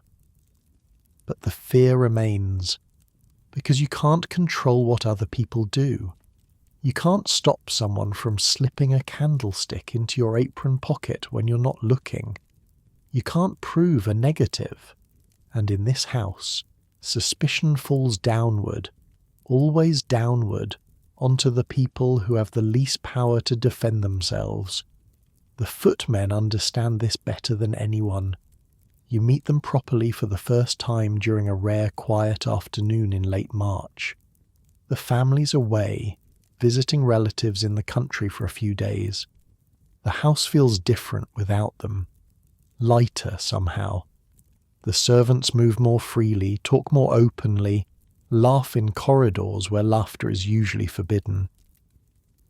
There are 2 footmen at Ashworth House, William and George, both tall, both handsome, both hired specifically because they look impressive in livery. That's the job, really. Looking impressive, standing behind chairs at dinner parties, opening doors for guests, being decorative in a way that reflects well on the household. William is the senior footman, 24 years old, with dark hair and the kind of posture that suggests he's never slouched a day in his life. He's been here for 3 years, works directly under Mr. Finch, and carries himself with the quiet confidence of someone who knows exactly where he stands in the hierarchy. George is newer, 19, sandy-haired, with a quick smile that he deploys too often for Mrs. Whitmore's taste. He arrived 6 months before you did, still learning the ropes, still making the small mistakes that mark him as inexperienced. They're both in the servants' hall when you come down for your afternoon break, playing cards at the long table. A forbidden activity, technically, but with the family away, the rules have loosened just slightly. "New girl," George says, looking up with that quick smile. "Come join us. We need a third for whist." You hesitate. Mary's warning echoes in your mind. Don't get too friendly with the footman. But Mary isn't here right now. She's upstairs, taking advantage of the quiet to catch up on mending, and the afternoon stretches ahead of you, empty and dull. "I don't know how to play," you admit. "We'll teach you." George pulls out a chair, gestures for you to sit. "It's easy. William's terrible at it anyway." William snorts but doesn't argue. He shuffles the cards with practiced ease, his long fingers making the motion look effortless. Ignore him. He's won exactly twice since he started here, and he won't stop talking about it. You sit. You learn. The game is more complicated than George promised, but you start to get the hang of it after a few hands. The afternoon passes in a blur of cards and conversation, the kind of easy talk that happens between people who share a peculiar kind of life. George tells you about his family in Sussex. 3 sisters, all older, all married. His father was a valet before his hands got too shaky to tie a proper cravat. Service runs in the blood, he says. You either escape it or you embrace it. William is quieter, more guarded. He mentions a mother in London, a brother who went to sea, but he doesn't elaborate. There's something careful about the way he talks, the way he watches, like he's always calculating, always measuring. So, George says, dealing another hand, has anyone warned you about Master James yet? The question lands like a slap. You fumble your cards, nearly drop them. George grins, clearly pleased with himself for getting a reaction. I'll take that as a yes. Mary mentioned something, you say carefully. She said there was a girl before me, the one who left because of him. William and George exchange a look. Something passes between them, some shared knowledge that you're not privy to. Her name was Ellen, William says after a moment. She was a housemaid, good at her job, quiet, kept to herself mostly. He pauses, stares at his cards. Master James took a liking to her. You wait. The story hangs in the air, unfinished. It's not complicated, George says, his smile gone now. Rich young men and servant girls, you know how it goes. He cornered her in the linen room one evening, made it clear what he wanted. She said no, he didn't like that. Your stomach turns. You think about the mornings you've spent alone in the family's bedrooms, the empty corridors, the closed doors behind which anything could happen. What did she do?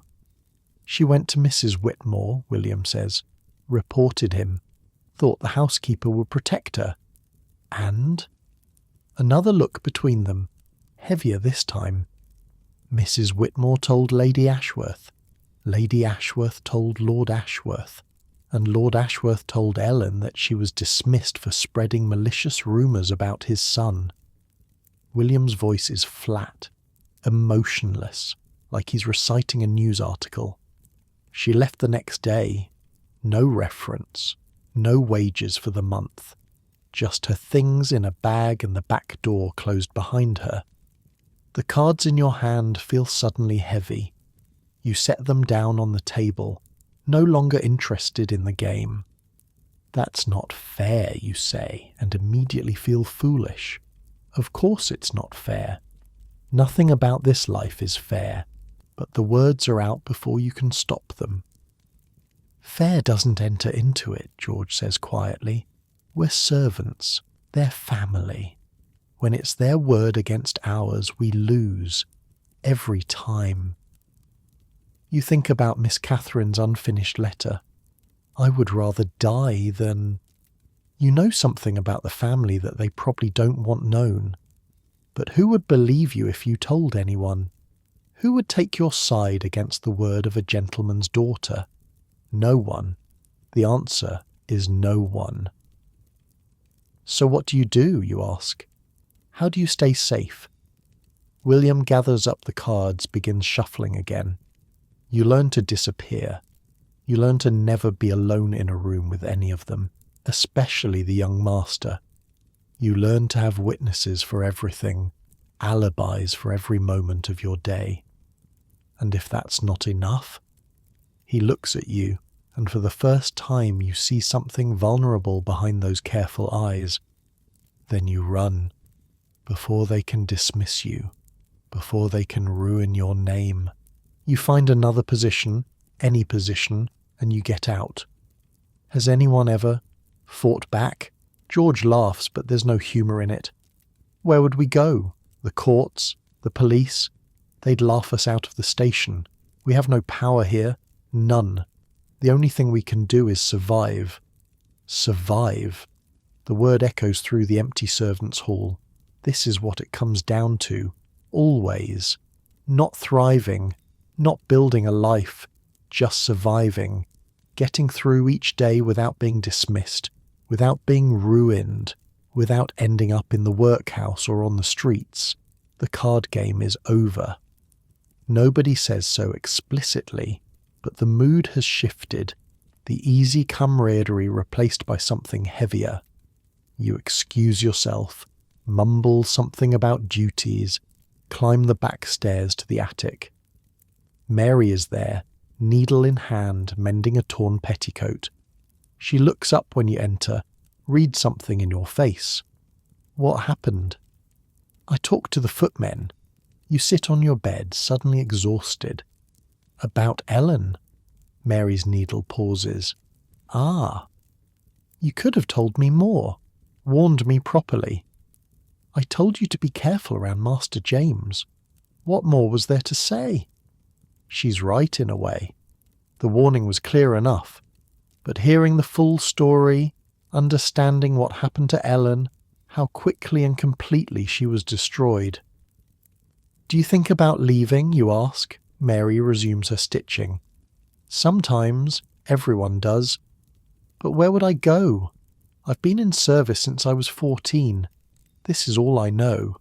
At least here I have a bed and 3 meals a day and people I can talk to. The same reasoning Annie gave you in the scullery. Could be worse. At least it's a roof. The mantra of the trapped, repeated so often it starts to sound like wisdom. I keep thinking about the spoon, you say. Sarah, what if someone does that to me? Then you'll be dismissed, and you'll find another position, and you'll start over somewhere else. Mary ties off her thread, bites it clean. It's not the end of the world. It feels like it, but it's not. I've been dismissed before. Did I ever tell you that? You shake your head, surprised. Mary seems so competent, so permanent. The idea that she was once thrown out of a household is hard to imagine. I was 17, worked in a house in Yorkshire. The cook accused me of stealing bacon from the larder. I hadn't, but they found grease on my apron, and that was enough. She shrugs. No reference.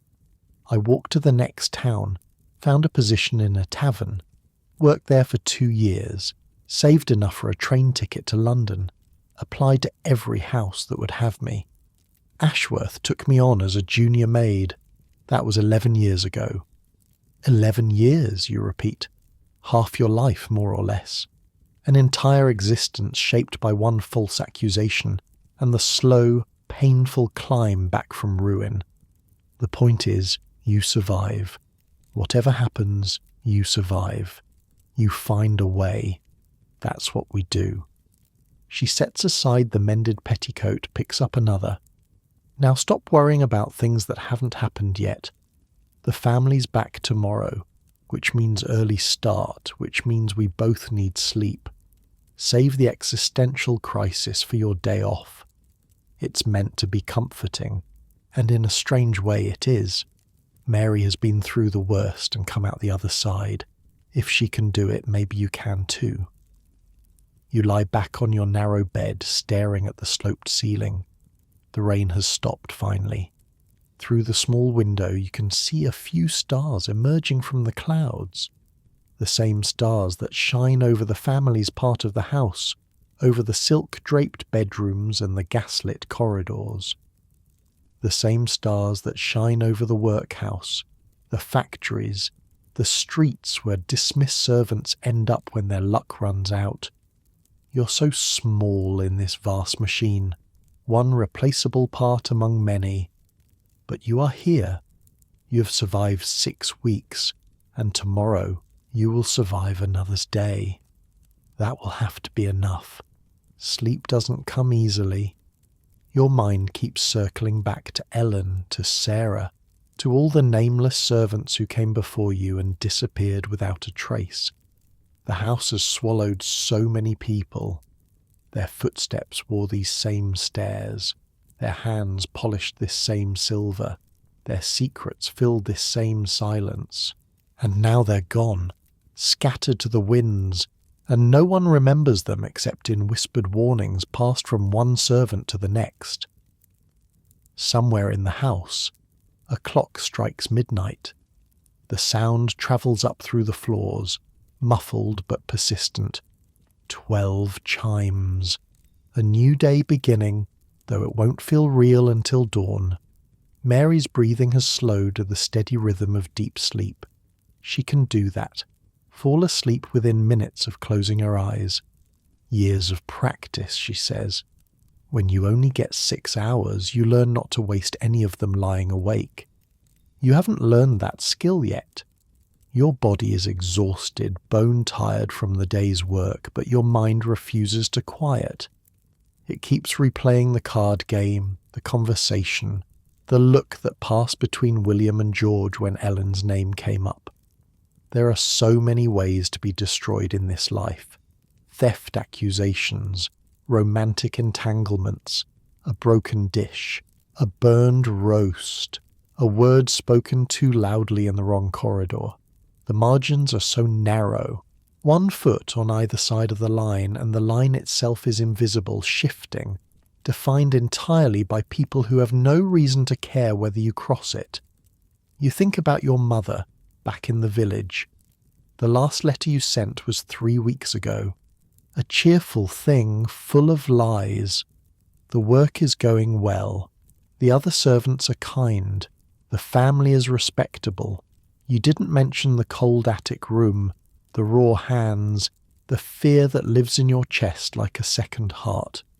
She would worry if she knew the truth, and there's nothing she could do about it anyway. This is the life you chose, the only life available to girls like you, unless you wanted to spend your days in a factory losing fingers to machinery, or on a farm breaking your back in fields that would never belong to you.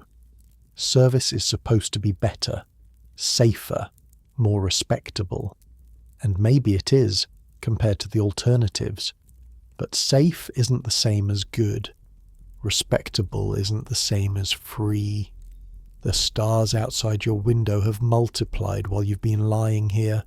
A whole field of them now, scattered across the clearing sky. Tomorrow the family returns. Tomorrow the house snaps back to attention. Every servant in their place, every rule enforced. Tomorrow you will be invisible again, a pair of hands and a pair of feet, moving through spaces you don't belong in, carrying secrets you didn't ask for. But tonight, just for these few hours, you are yourself, whoever that is, whoever that might become. You close your eyes and try to picture a different life. A cottage somewhere with a garden, a husband maybe if you're lucky, children who don't have to go into service, who can learn a trade or stay in school, a future that doesn't involve backstairs and chamber pots and the constant grinding fear of dismissal. It's a nice dream, probably impossible, but nice. You hold on to it as sleep finally begins to pull you under. The last thing you're aware of is the sound of your own breathing, slow and steady, matching Mary's rhythm without meaning to. 2 hearts beating in the darkness, 2 small lives waiting for dawn. April arrives like a held breath finally released. The rain eases, the days grow longer, and through the high windows of Ashworth House, pale spring sunlight filters down into corridors that have been grey and cold for months. Even the servants' quarters feel different, less oppressive. The attic room is almost pleasant now, cool in the mornings instead of freezing, and you've started leaving the small window cracked open at night to let in the smell of the garden below. You've been here 3 months, a quarter of a year. Long enough that the routines have become muscle memory, your body moving through the patterns of each day without conscious thought. Wake at 5, wash, dress, fires, chamber pots, breakfast, cleaning, lunch, more cleaning, dinner service, bed, repeat. The sameness of it could drive you mad if you let it. But there's a strange comfort in the repetition too, knowing what comes next. Knowing what's expected, knowing that if you just keep your head down and do your work, each day will pass without incident. Most days anyway. Tonight is different. Tonight the Ashworths are hosting a dinner party. 12 guests plus the family. 16 people to feed, to serve, to impress. Mrs. Hartley's been in the kitchen since dawn, barking orders at anyone who comes within earshot. Mr. Finch has been polishing his already immaculate shoes and checking his pocket watch every few minutes. Even Mrs. Whitmore seems tense, her usual stern expression sharpened to something almost anxious. The preparation started yesterday, really. The silver was polished twice. The crystal was washed and re-washed until it sparkled like ice. The dining room was cleaned from ceiling to floor, every surface dusted, every candlestick straightened, every chair positioned exactly 18 inches from the table edge. Mr. Finch measured, with an actual ruler. The menu was planned a week ago, 8 courses, each one more elaborate than the last. Oysters to start, then soup, then fish, then a sorbet to cleanse the palate, then meat, 2 kinds with vegetables, then a savoury course, then dessert, then fruit and cheese. 8 separate acts in a culinary drama that will unfold over 3 hours of careful choreographed service. Lady Ashworth has been fretting over the seating arrangement for days. Who sits next to whom? Which guests can be trusted to make conversation? Which ones need to be kept apart because of some ancient social slight that nobody else remembers or cares about? The place cards have been rewritten 3 times. A dinner party is a performance. You understand that now. Everything the family does is a kind of theatre, and the servants are the stage hands, the prop masters, the invisible hands that make the magic happen. But a dinner party is the grandest production of all. 16 actors on stage, dozens more behind the scenes, and the entire thing choreographed down to the second. Your role tonight is small. You'll help in the kitchen during the early preparation, then assist with the clearing once the meal is underway. The actual service, the carrying of dishes and pouring of wine, that's for the footmen. William and George have been practicing their movements all afternoon, walking through the dining room with empty trays, marking their positions, rehearsing the ballet they'll perform when the guests arrive. Left side for serving, William recites, adjusting his pristine white gloves. Right side for clearing. Never reach across, never make eye contact, never speak unless spoken to. And if someone speaks to you, George asks, though he already knows the answer. Short answers. Yes, sir. No, madam. Certainly, sir. Nothing more. Your furniture. Beautiful, useful furniture. Beautiful furniture. That's what footmen are, really. Hired for their height and their looks, dressed in elaborate livery that matches the house's colours, positioned like ornaments around the room. Lord Ashworth reportedly paid extra for William because he's exactly 6 feet tall, the perfect height for a senior footman. George, at 5'11", had to wear specially built-up shoes for his first month until they could find boots that made up the difference. The guests begin arriving at 7. You hear them from the kitchen, the clatter of carriages in the drive, the murmur of voices in the entrance hall. Mr. Finch is up there, greeting each arrival with grave formality, directing them to the drawing room where Lady Ashworth waits with sherry and small talk. Down here, the chaos intensifies. Mrs. Hartley is a whirlwind of motion, tasting and adjusting, shouting for more salt, less cream. Where is that saffron I asked for 20 minutes ago? The kitchen maids scurry around her like planets orbiting an angry sun. Steam rises from every surface. The heat is incredible, waves of it rolling off the massive iron range. You're stationed at the scullery door ready to run whatever needs running. Fresh towels, clean spoons, a replacement dish when one gets dropped. Annie is at her usual post by the sink, but tonight she has help. 2 extra girls brought in from an agency to handle the mountain of dishes that will soon come cascading down from above. At 7:30, Mr. Finch appears in the kitchen doorway. His face is calm, but his eyes are sharp, taking in every detail. "Soup in 10 minutes, he says. "Is the consomme ready?" "Ready and waiting," Mrs. Hartley replies without looking up from the sauce she's stirring. Mr. Finch nods once and disappears back up the stairs. The countdown has begun. You watch through the crack of the service door as the first course goes up. William leads, carrying the great silver tureen as if it weighs nothing at all. George follows with the stack of warmed bowls. They move in perfect synchronization, their steps matched, their faces blank. The door swings shut behind them, and you're left in the corridor, straining to hear what happens on the other side. Silence, then the soft clink of ladle against bowl, murmured thanks from the guests, the gentle sound of spoons against china. The first course has begun. In the kitchen, there's no time to rest. The fish course is already being plated, delicate fillets of sole arranged on beds as green sauce. The meat course waits in the warming oven, the lamb pink and perfect.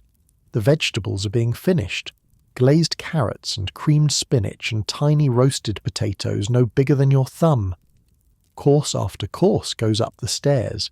You lose track of time, lost in the rhythm of fetch and carry, clean and stack. The dishes come back down in waves, scraped nearly clean by guests with healthy appetites. "Good," Mrs. Hartley mutters. "They're eating. That means it's good." Somewhere around the fourth course, you're sent up to help with the wine. The dining room is everything you expected and nothing you imagined. Crystal chandeliers blazing with dozens of candles, silver and china gleaming on white linen. The guests arrayed around the table in their evening finest, the women dripping with jewels, the men stuffed into tailcoats that probably cost more than your father earned in a year. The table itself is a work of art. White damask cloth, pressed to perfection, cascading to the floor in precise folds. At each place setting, a small forest of glasses, each one for a different wine. The napkins are folded into elaborate shapes, swans or fans or something architectural that must have taken Mary hours to create. Fresh flowers run down the centre, hothouse roses and lilies that filled the house with their scent when they arrived this morning. Candelabras stand at intervals, their flames casting everything in soft golden light. The effect is magical, otherworldly, like stepping into a painting from another century, and in the centre of it all, Lord Ashworth, holding court like a king. You don't look at any of them directly. You've learned that lesson. Your eyes stay fixed on the middle distance as you collect empty wine bottles and replace them with full ones from the silver bucket Mr. Finch has prepared. Red for the meat course, white for the fish, champagne for the toast. The butler stands near the sideboard, conducting everything with tiny gestures. A lifted finger sends George to refill a glass. A slight nod tells William to clear the plates from the left side of the table. An almost imperceptible shake of his head stops a maid from entering at the wrong moment. He sees everything, anticipates everything, corrects problems before they become visible to the guests. You watch him work, and it's like watching a composer lead an orchestra. Every movement has meaning. Every pause is deliberate. The guests see nothing but smooth, seamless service. They have no idea that behind that smoothness lies years of practice, countless small disasters averted, an entire language of signals passing between butler and footmen and maids. There's a moment, midway through the fish course, when something almost goes wrong. George reaches for a glass at the same instant the guest beside it gestures with her hand. Their paths are about to collide, but Mr. Finch sees it coming, makes a tiny sound in his throat, and George freezes mid-reach. The guest's hand sweeps past harmlessly. George completes his movement a second later, and nobody at the table notices anything at all. This is what mastery looks like, you realise. Not just knowing the rules, but embodying them so completely that following them becomes as natural as breathing. Mr. Finch has been doing this for 30 years. Every dinner party, every house guest, every elaborate meal has been another rehearsal, another refinement. He is the hidden engine that makes the whole performance possible. You slip back down to the kitchen with your empty bottles, grateful to escape the pressure of the dining room. Up there, every movement matters. Every mistake is visible. Down here, in the steam and chaos, you can breathe. The meal winds down around 10 o'clock. Dessert goes up, a towering construction of meringue and cream that makes Annie gasp when she sees it. Coffee follows, then port for the gentlemen as the ladies retire to the drawing room. By 11, the last guests have departed, their carriages rattling away into the night. The family retreats to their bedrooms, exhausted from hours of social performance, and below stairs the real work begins. The dishes are endless. Mountains of china, hills of crystal, rivers of silver that all need washing, drying, polishing, putting away. The extra girls from the agency work alongside Annie, their hands red and raw in the hot water. You dry until your arms ache, then dry some more. Mrs. Hartley sits in her chair by the range, finally still after 12 hours of constant motion. Her eyes are closed, but she's not asleep, just resting, gathering strength for tomorrow, when she'll have to do it all again for the family's regular meals, though nothing as elaborate as tonight. The kitchen maids are scrubbing surfaces, mopping floors, putting the room back in order. Tomorrow morning, when Mrs. Hartley arrives at 6, everything will be spotless, ready to start again. You finish with the last of the wine glasses around midnight. Your back is screaming. Your feet have gone numb, but the job is done. The performance was a success. Nobody dropped anything, spilled anything, said anything wrong.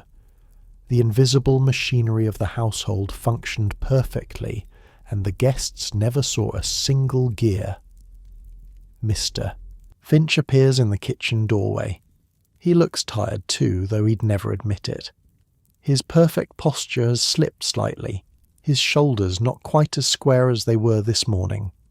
"Well done," he says. 2 words, that's all. But from Mr. Finch, 2 words is practically a standing ovation. Mrs. Whitmore releases you for the night. The back stairs feel even steeper than usual, but you climb them anyway, 1 foot in front of the other, until you reach the attic. Mary is already there, face down on her pillow, still wearing her work dress. "How was it?" she mumbles without lifting her head. "Long." She's asleep before you can say anything else. You stand by the window for a moment, too tired to move, too wired to lie down just yet. The garden below is silver in the moonlight, the spring flowers glowing pale against the dark soil. Somewhere out there, in houses all across London, other servants are finishing their own dinner parties, climbing their own back stairs, collapsing into their own narrow beds. An army of invisible people, all keeping the same secrets, all carrying the same burdens. You think about the guests you saw tonight, the glittering women, the pompous men. Did any of them wonder who cooked their food, who poured their wine, who washed the crystal glasses they drank from and will wash again tomorrow? Probably not. That's the whole point of service. To make comfort appear effortless, to make luxury seem natural, to make the work invisible so that the people who benefit from it never have to think about it. You're good at being invisible now, maybe too good. Sometimes you catch yourself moving through the house like you're not really there, like you're a ghost haunting halls that don't belong to you. The person you were before, the girl with dreams and opinions and a voice, She feels far away, buried under layers of yes ma'am and no sir and certainly I'll see to it right away. But she's still there. You can feel her sometimes in the quiet moments, in the space between one task and the next. She's waiting, patient as stone, for the day when you can be visible again. That day seems very far away right now. You pull off your shoes, your apron, your cap. The narrow bed creaks as you lie down. The pillow is flat and lumpy, the blanket thin. But after 16 hours on your feet, it feels like heaven. Outside, an owl calls somewhere in the garden. A lonely sound, but not a sad one. Just a creature going about its business in the dark, doing what owls do, living its owl life. You wonder what that would be like, to just exist without having to perform, to hunt and sleep and fly without anyone watching, judging, measuring your worth by how invisible you can make yourself. The moonlight creeps across the floor as you lie there, painting silver squares on the bare wood. Your breathing slows, your muscles unclench one by one. The ache in your feet fades to a dull throb. The tension in your shoulders melts into the thin mattress beneath you. You think about the dinner party. All those hours of preparation, all that careful choreography, all that effort and anxiety and exhausted work. And for what? A few hours of pleasure for 16 people who will forget about it by next week. Who will move on to the next party, the next performance, the next evening of glitter and wine and food they barely taste. But maybe that's not the point. Maybe the point isn't whether they remember. Maybe the point is that it happened at all. That for one evening everything was perfect. The soup was hot. The wine was cold. The flowers were fresh and the candles were bright and the silver gleamed like captured moonlight. You made that happen. You and Mary and Annie and Mrs. Hartley and Mr. Finch and all the others. You created something beautiful, even if nobody saw you do it, even if nobody will ever know your name. There's a kind of pride in that, a quiet pride, hidden away like everything else in your life, but real, solid, yours. Tomorrow there will be more fires to light, more chamber pots to empty, more silver to polish and floors to scrub and bells to answer. The great machine of the household will grind on, and you will be one small part of it, turning with the rest. But for now, just for these few hours, you can rest. The moon moves across the sky. The house settles into silence, and somewhere in the darkness of the attic, between one breath and the next, you finally fall asleep. The first Sunday in May, Mrs. Whitmore grants you a half day. You almost don't believe it when she tells you. Half days are rare, precious things, hoarded and distributed like gold coins. Most servants get one a month if they're lucky. Some houses give half of Sunday after church, but Ashworth House isn't most houses. Here, time off is earned through months of flawless service, and even then, it can be revoked on a whim. But today, for whatever reason, Mrs. Whitmore has decided you've earned 4 hours of freedom. From 2 o'clock until 6. 4 hours to do whatever you want, go wherever you please, be whoever you choose to be. Mary helps you get ready. She lends you her good shawl, the one with the blue embroidery that she saves for special occasions. It's nicer than anything you own, soft wool instead of rough cotton, and it makes your plain grey dress look almost respectable. "Where will you go?" she asks, pinning your hair into something more flattering than your usual work style. You haven't thought about it. The question itself feels strange, like being asked what you'd do if you could fly. For 3 months your world has been the walls of Ashworth House, the attic, the kitchens, the family's bedrooms, the back stairs. You've forgotten that anything exists beyond them. "I don't know," you admit. Maybe just walk. Mary smiles. Walk sounds nice. Get some air. Remember what the sun looks like. The sun. Yes. That yellow thing in the sky that you glimpse through windows but rarely feel on your face. Today you'll feel it. Today you'll stand in the open air and breathe something that doesn't smell like coal dust or floor polish or the family's leftover dinner. At 2:00 exactly, you slip out the servants' entrance at the back of the house. The door closes behind you with a soft click, and suddenly you're outside. Actually outside. The afternoon sun is warm on your face, the sky a pale blue streaked with thin clouds. The garden smells of earth and growing things, and somewhere nearby a bird is singing. You stand there for a moment just breathing, in and out, clean air, fresh air, air that belongs to no one, that doesn't have to be earned or measured or parcelled out in careful doses. Then you start walking. The streets of London are overwhelming at first. So many people, so much noise, so much movement. Carriages rattle past on the cobblestones. Street vendors shout their wares. Children run and shriek and chase each other through the crowds. After the controlled silence of Ashworth House, it feels like stepping into chaos. But it's a good chaos, a human chaos. These people aren't servants. They're not performing. They're just living their lives, out in the open, without anyone watching or judging or waiting for them to make a mistake. You drift toward Hyde Park. It's not far, maybe 20 minutes on foot, and Mary mentioned that servants often go there on their days off. The park is free, the paths are pleasant, and if you're lucky you might see the fashionable folk promenading in their carriages. The gates are open, you walk through, and the noise of the city fades behind you. Trees line the paths, their leaves bright green with spring growth.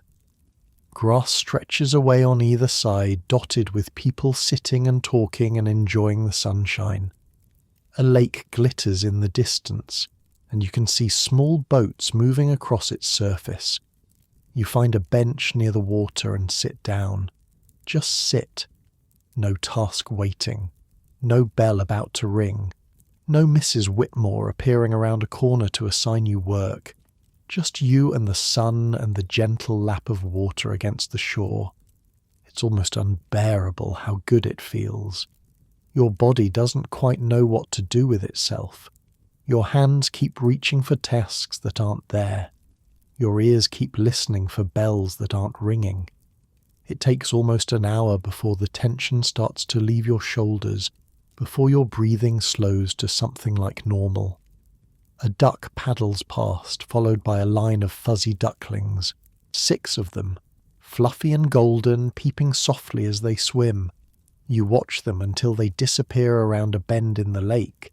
Such simple creatures, they don't worry about bells or references or being dismissed without warning. They just swim and eat and follow their mother and exist.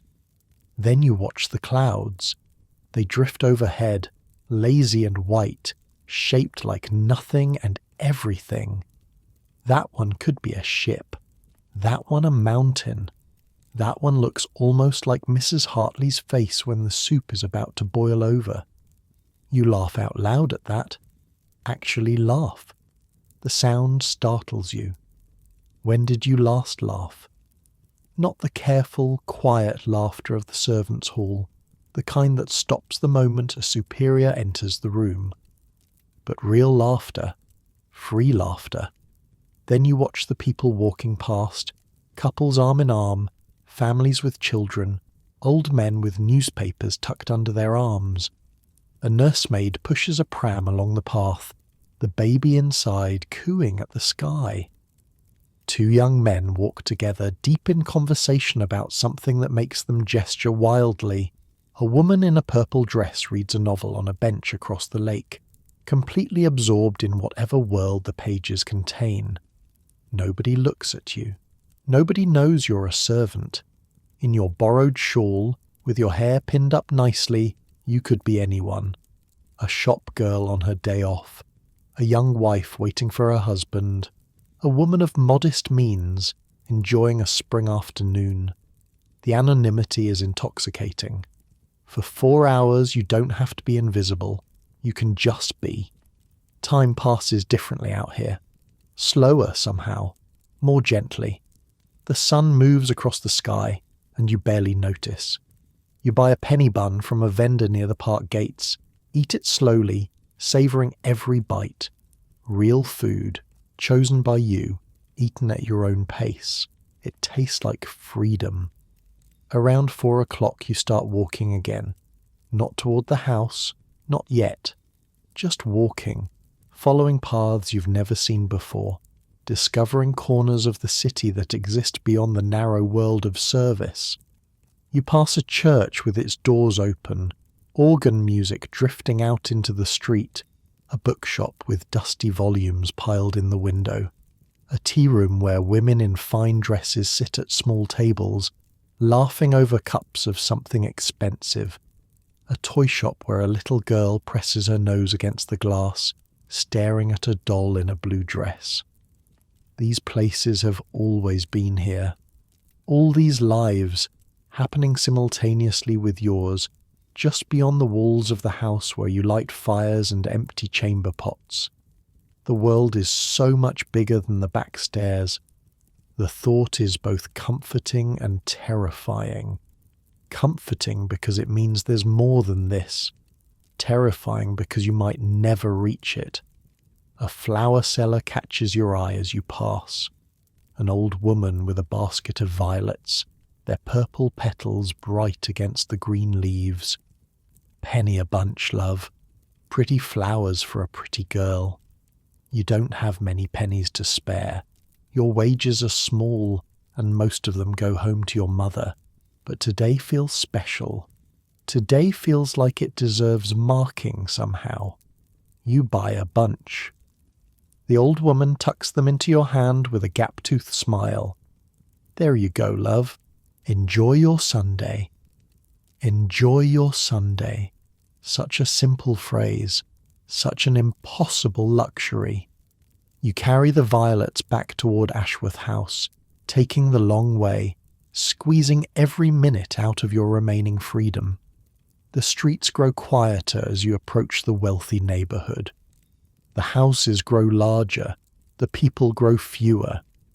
By the time you reach the servants' entrance, the sun is starting to sink toward the rooftops, painting everything gold. You pause at the door, just for a moment, taking one last breath of the outside air, one last look at the sky. The world out here will keep turning while you're inside. The sun will set and rise again. The flower sellers will call their wares. The ducks will swim their endless circles on the lake. And you'll be in there, in the half-darkness of the back corridors, invisible and essential and utterly removed from all of it. The door feels heavier than it did when you left. You push through it, and the familiar smells wrap around you like a shroud. Coal and polish and cooking meat. The sounds, too, the distant clatter of pots, the murmur of voices, the creak of floorboards overhead. You're back. The spell is broken. You're a servant again. But you still have the violets. You carry them up to the attic, moving quietly through the back corridors, and find an old jam jar to put them in. There's no good place for flowers in your tiny room, so you set them on the windowsill, where they catch the last of the evening light. Mary comes in as you're arranging them. She's been working all afternoon, covering your duties while you were gone, and she looks tired. But she smiles when she sees the flowers. Pretty, she says. Where'd you get them? Flower seller near the park. A penny. A whole penny on flowers. She shakes her head, but she's still smiling. You're learning to be a proper Londoner. You sit together on your beds, facing each other across the narrow space. The violets glow purple on the windowsill. The evening light is soft and warm. Was it good? Mary asks. your half day. You think about the park, the ducks, the penny bun, the anonymity of the crowded streets, the feeling of being just another person in the world instead of an invisible hand behind the scenes. It was good, you say, really good. First one always is. Mary pulls off her shoes, wiggles her toes. Gets harder after that. You start wanting it too much, counting the days until the next one, resenting the work that keeps you from it. Is that what happened to you? It's what happens to everyone eventually. You have to find a way to make peace with it. Otherwise the wanting eats you alive. You're quiet for a moment thinking about that. The wanting. You felt it today, didn't you? The desperate wish to stay out there, in the sun, in the crowds, in the world. The reluctance to come back through that heavy door. How do you make peace with it, you ask? Mary considers the question. She's been in service for 11 years. If anyone knows the answer, she does. You find the good parts, she says finally, even here, even in the work. The good parts exist if you look for them. A job done well, a compliment from Mrs. Whitmore, a laugh in the servants' hall, a bunch of violets on the windowsill. She nods toward your flowers. You hold on to those. You let them be enough. Let them be enough. It sounds so simple. It probably isn't. But sitting here, with the evening light fading and the violets glowing and Mary's voice soft and familiar in the quiet room, you can almost believe it. You can almost see a life where this is enough, where the small joys outweigh the endless labour, where the friendships matter more than the fear. Almost. The supper bell rings from somewhere below. Time to go back to work. Time to return to the machine. But you take one more moment first. One more breath of freedom. The violets really are pretty, you think. Worth every penny. Then you stand, smooth down your dress, and follow Mary down the back stairs. The evening passes quietly. Supper service is simple tonight. Just the family, no guests. You help with the clearing, then join the other servants in the hall for your own meal. The food is plain but filling. Shepherd's pie, made from yesterday's lamb, bread and butter, weak tea. Annie sits beside you, her small body still damp from washing dishes. She's been promoted, sort of. Mrs. Hartley has started teaching her to do simple cooking tasks, which means she spends slightly less time at the sink and slightly more time learning actual skills. I made the gravy today, she whispers, nodding toward your plate. All by myself. Mrs. Hartley only corrected me twice.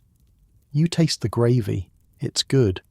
Rich and savoury, with just a hint of something you can't quite identify. Rosemary, Annie says proudly. Mrs. Hartley's secret. Just a tiny bit. Nobody knows except her and now me. You smile at her. This girl who came from the workhouse at 11, who spent her days elbow deep in greasy water, is becoming a cook. Slowly, painfully, one pot of gravy at a time, but becoming nonetheless. How long until you're a proper kitchen maid, you ask. Annie shrugs, but there's hope in her eyes. Mrs. Hartley says maybe by Christmas, if I keep learning, if I don't mess up. She lowers her voice even further. I want to be a cook someday, a real cook, with my own kitchen. It's such a big dream for such a small girl. Her own kitchen, staff to supervise, menus to plan, a life where she creates instead of just cleans. You will be, you tell her. And in this moment, watching her thin face glow with ambition, you believe it.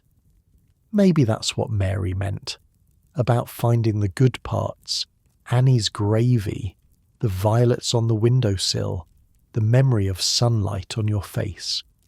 After supper, there's a bit of time before bed. Mrs. Whitmore doesn't usually assign work on Sunday evenings, a small mercy that everyone guards jealously. The servants scatter to their various pastimes. Some play cards in the hall, some read by candlelight, some just sit and talk, savouring the rare luxury of conversation without purpose. You go back to the attic. The violets are still there, their petals just starting to droop. They won't last long. Flowers never do. But they're beautiful right now, in this moment. And that's what matters. You sit on your bed and look out the window. The sky's darkening, the first stars appearing over the rooftops of London. Somewhere out there, beyond the walls of this house, the city is still alive. People are still walking, talking, living their free lives. But in here, in this tiny room, there's a different kind of peace. The peace of knowing where you belong. The peace of having a bed and a meal and a friend in the next bed over. The peace of violets on a windowsill bought with a penny you earned yourself. It's not the life you imagined. Not the life you would have chosen, if choosing were an option. But it's the life you have. And tonight, just for tonight, that feels like it might be enough. Mary comes in a while later, yawning. She sees you looking at the violets and smiles. They're really pretty, she says. We should get some every month. Brighten this place up a bit. Every month? Why not? It's only a penny. We can afford that.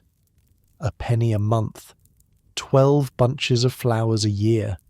52 weeks of something beautiful to look at. Something that belongs to you and Mary and no one else. Okay, you say, every month.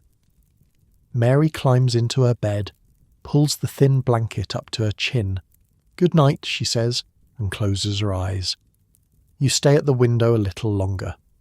The stars are brighter now, scattered across the sky like spilled sugar. The house is settling into sleep around you, its creaks and groans familiar as a heartbeat. Tomorrow the work begins again. The fires, the chamber pots, the endless cycle of cleaning and serving and disappearing. But tonight there are stars, and violets, and the memory of a spring afternoon when you were, just for a few hours, free. You lie down, close your eyes, and let the quiet darkness wrap around you like a gift. Summer comes to London like a fever. By June, the attic room has transformed from icebox to oven. The same small window that let in freezing draughts all winter now offers nothing but hot, stale air. You and Mary sleep with the covers thrown off, night dresses hiked up, hair plastered to your foreheads with sweat. Some nights you barely sleep at all, just lie there in the darkness, waiting for a breeze that never comes. The heat changes everything. The morning fires feel cruel now, an extra layer of warmth in a world already too warm. You light them anyway, because the family wants hot water for their baths and warm rooms to dress in. Never mind that you've been sweating since before dawn. The coal seems heavier in summer. The stairs seem steeper. Every task takes twice the effort it did in the cool of spring. The kitchen is worse. Mrs. Hartley works in front of a range that burns all day, her face red as a tomato, sweat dripping from her chin into the soup. She's lost weight since the warm weather started, unable to eat in this heat, surviving on tea and willpower. Annie's hands are permanently red now, scalded by hot water and steam. The scullery feels like a laundry, humid and close, the air thick enough to chew. You've started dreading your kitchen shifts, knowing that an hour in there will leave you drenched and dizzy. But the family's part of the house stays cool. High ceilings, thick walls, strategically placed windows that catch whatever wind exists. The drawing room has been rearranged so the ladies can sit near the garden doors. Ice is delivered twice a week now, great blocks of it packed in straw, destined for the ice house in the cellar where it will keep the family's drinks cold and their food fresh. The ice delivery is a production in itself. 2 men with a cart hauling blocks that weigh more than you do. The servants form a chain to pass them down to the cellar, working quickly before they melt. The ice house is the one cool place in the entire building, and sometimes when Mrs. Whitmore isn't watching, you linger there for a few extra seconds, letting the chill air wash over you like a blessing. You carry pitchers of lemonade up the back stairs, condensation dripping down your wrists. The family sips their cold drinks in their cool rooms, never wondering how the ice got there, how the lemons were squeezed, how the sugar was measured and stirred. They just drink. That's all they have to do. 5 months you've been here now. The routines have become as natural as breathing. You know which floorboards creak and which stay silent. You know that Mrs. Whitmore takes her tea with 2 sugars, but pretends she only takes 1. You know that Mr. Finch hums quietly to himself when he polishes the silver, old hymns from his childhood that he probably doesn't realise he's singing. You know that Master James has stopped lingering in the corridors near the housemaids' quarters. Something happened, you're not sure what, but he was sent away to visit relatives in Scotland for a month, and when he came back he seemed changed, quieter, less predatory. Whatever his father said to him must have been severe. The house breathes easier because of it. You all do. One evening in late June, Mr. Finch makes an announcement in the servants' hall. The annual servants' ball will be held on Midsummer's Eve. The family has approved it. One night of celebration, right here in the house, when the normal rules will be suspended and the servants can dance and sing and enjoy themselves like ordinary people. The servants' ball. You've heard whispers about it, fragments of stories from those who've been here long enough to remember previous years. It's a tradition in grand houses, a single evening when the world turns upside down. The family serves the servants. The butler can ask the mistress to dance. The scullery maid can sit in the drawing room and pretend, just for a few hours, that she belongs there. It's not as grand as it sounds, Mary warns you later in the attic room. The family only stays for an hour or so. They make a show of serving us one course, then they disappear and leave us to it. But still, it's something. Something. Yes. In a life measured out in chamber pots and coal buckets, even a small something is worth celebrating. The preparations begin immediately. Mrs. Hartley starts planning a special menu, dishes that are for the servants alone, not leftovers from the family's table. Cold meats and pies, things that won't require the kitchen to be any hotter than it already is. Strawberry fool for dessert, made with the last of the summer fruit. Real cream, not the watered-down version the lower servants usually get.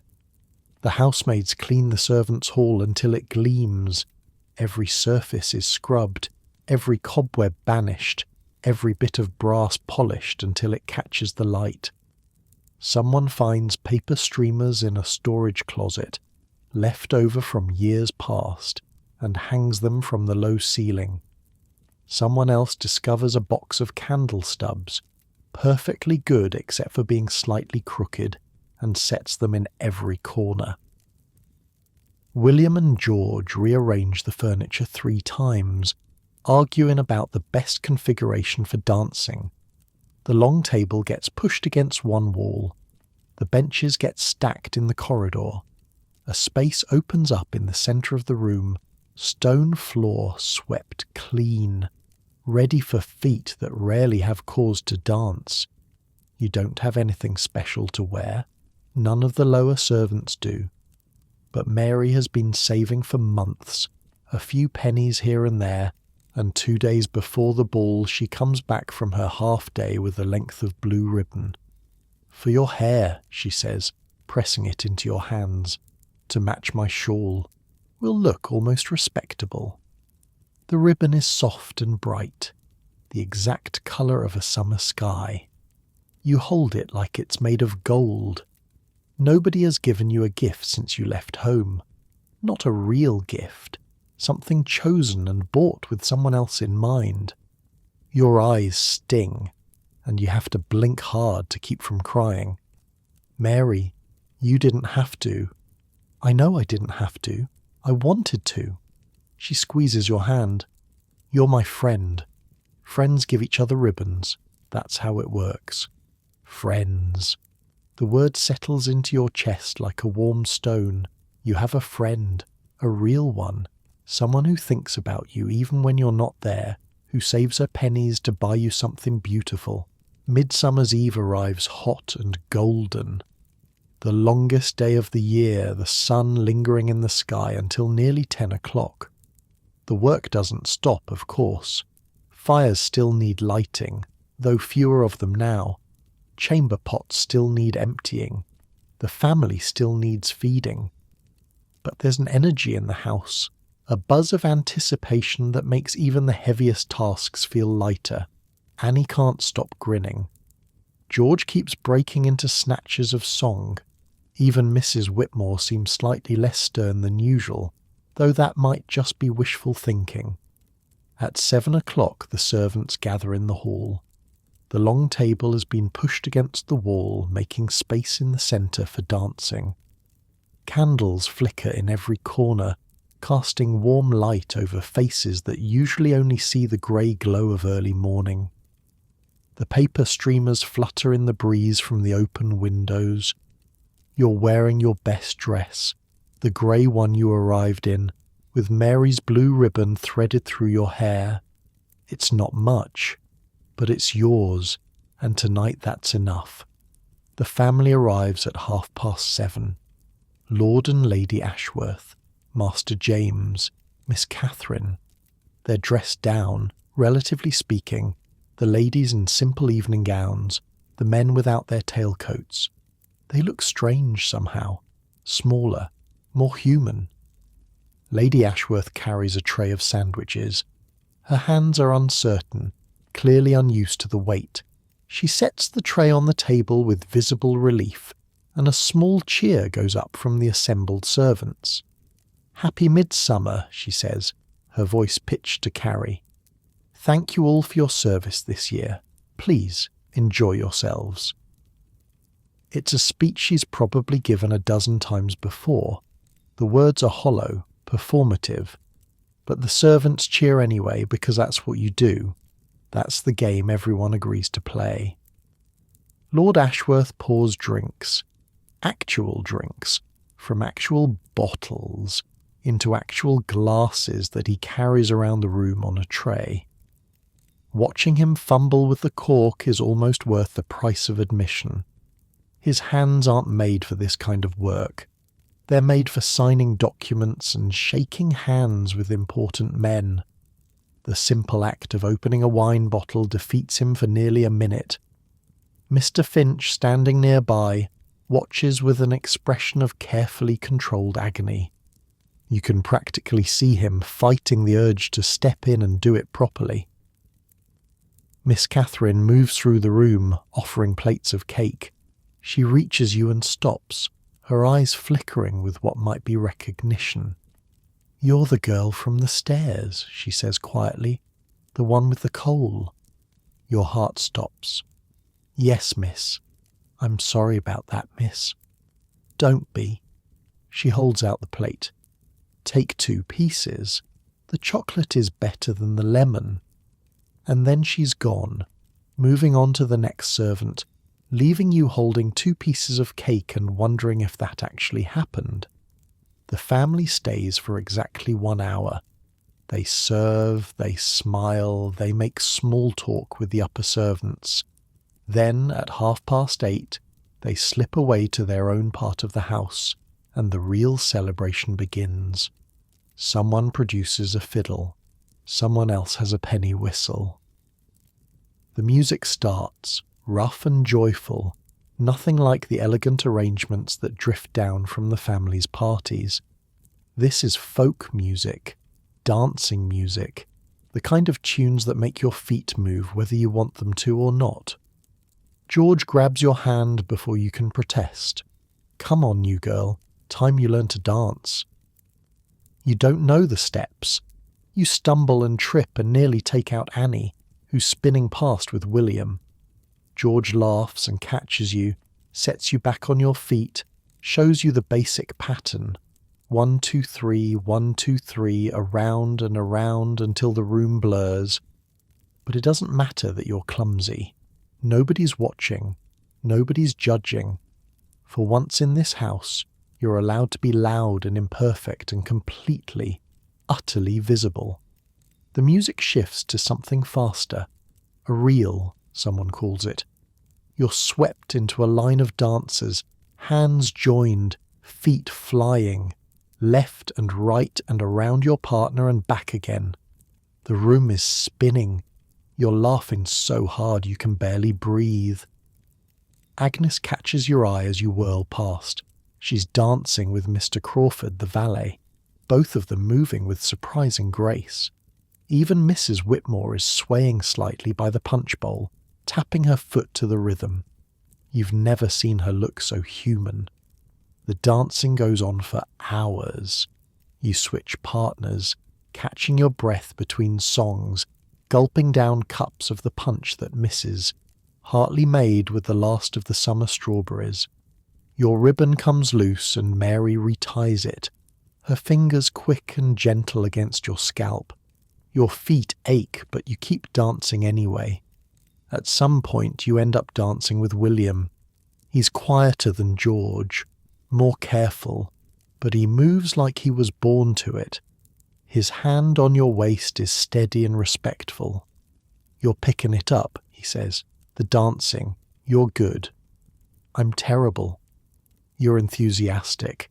That counts for more. He spins you around, and for a moment you catch a glimpse of the window. Dark outside now, the longest day finally surrendering to night.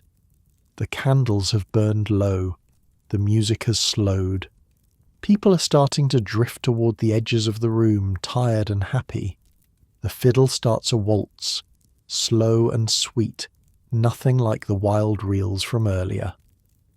William adjusts his hold, and you find yourself moving in a gentle circle, your feet finally finding the rhythm.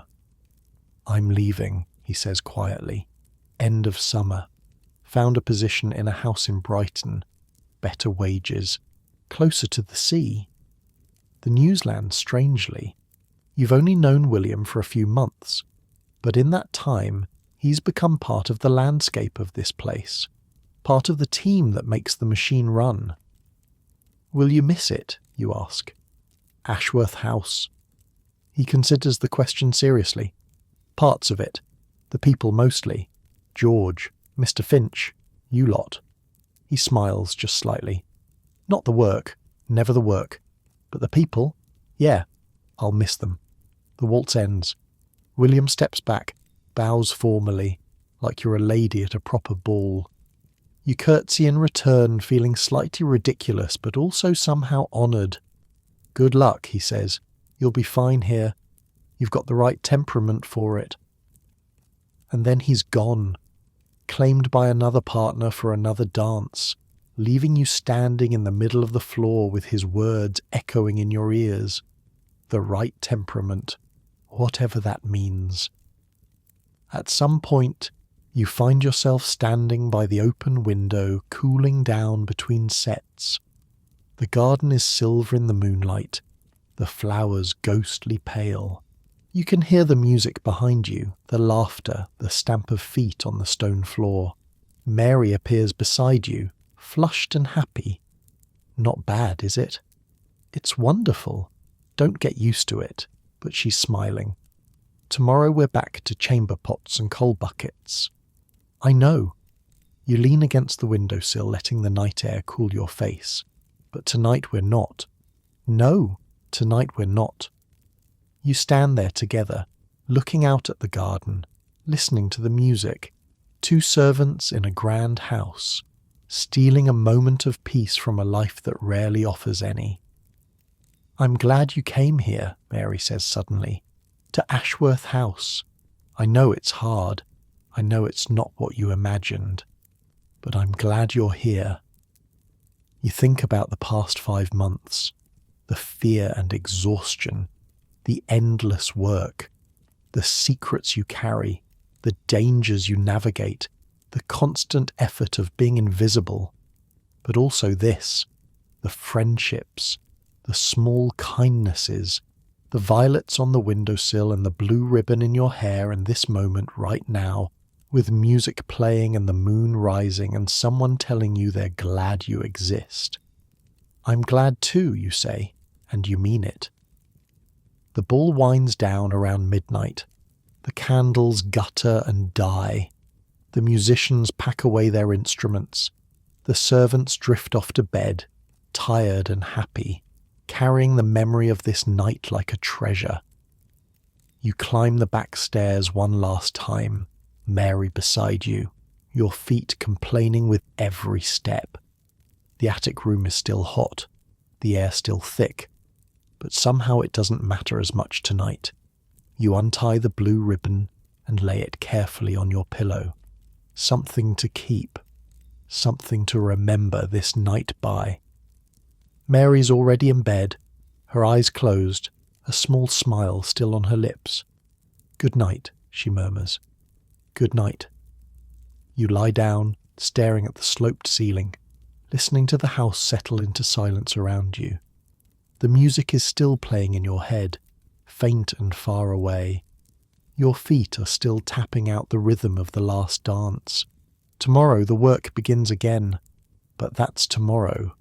Tonight you are a girl who danced at a ball, a girl with a blue ribbon and a friend who's glad she exists, a girl who belongs, however imperfectly, to this strange little world below the stairs.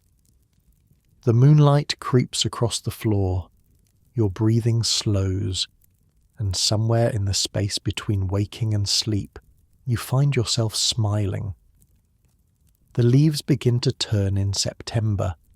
You notice it first through the windows of the upstairs corridors, flashes of gold and copper among the green.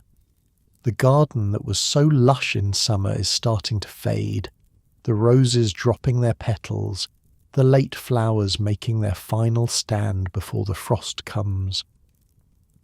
There's a crispness in the early morning air now, a hint of the cold months to come.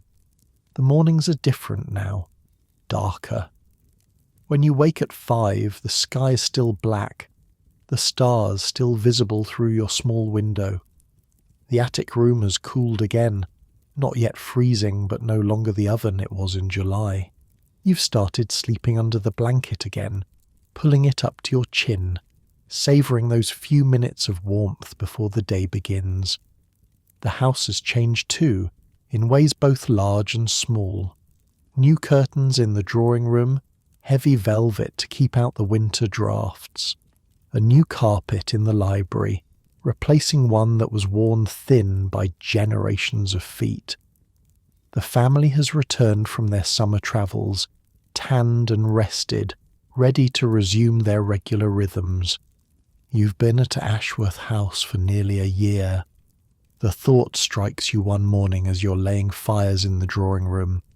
Almost a year since you arrived, terrified and uncertain, with nothing but a small bag and a letter of reference. Almost a year of waking before dawn, of coal and chamber pots and silver polish, of learning to disappear. So much has changed, and so little. William left in August, just as he said he would. The house in Brighton offered him a senior position, more money, a room with a view of the sea. George cried when he said goodbye, though he pretended it was dust in his eye. Mister. Finch shook William's hand and said something quiet that made William stand a little straighter. And then he was gone, his trunk loaded onto a cart, his footman's livery returned to Mrs. Whitmore's cupboard. The new footman is called Edward. He's younger than William was, more nervous, still learning the silent language of service. you catch yourself giving him the same advice Mary gave you all those months ago. Watch where the family is, learn the sounds of the bells, keep your head down and your eyes open. Strange to be the one giving advice now. Strange to realize you actually know things worth sharing. Annie has moved up in the world too. She's a proper kitchen maid now, no longer stuck at the scullery sink all day.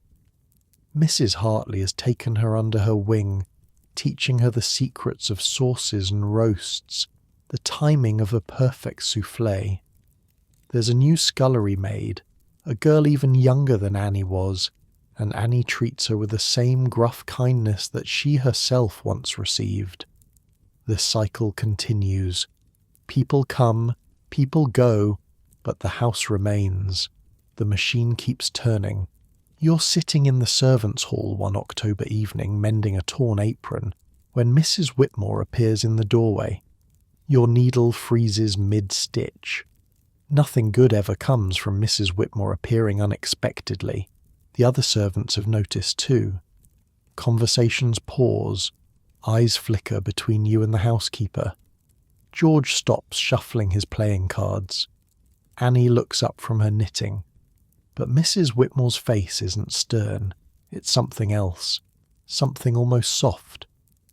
"A word," she says, nodding toward the corridor. You set down your mending and follow her, your heart beating faster with every step. This is it, you think. Something has happened. Something is wrong.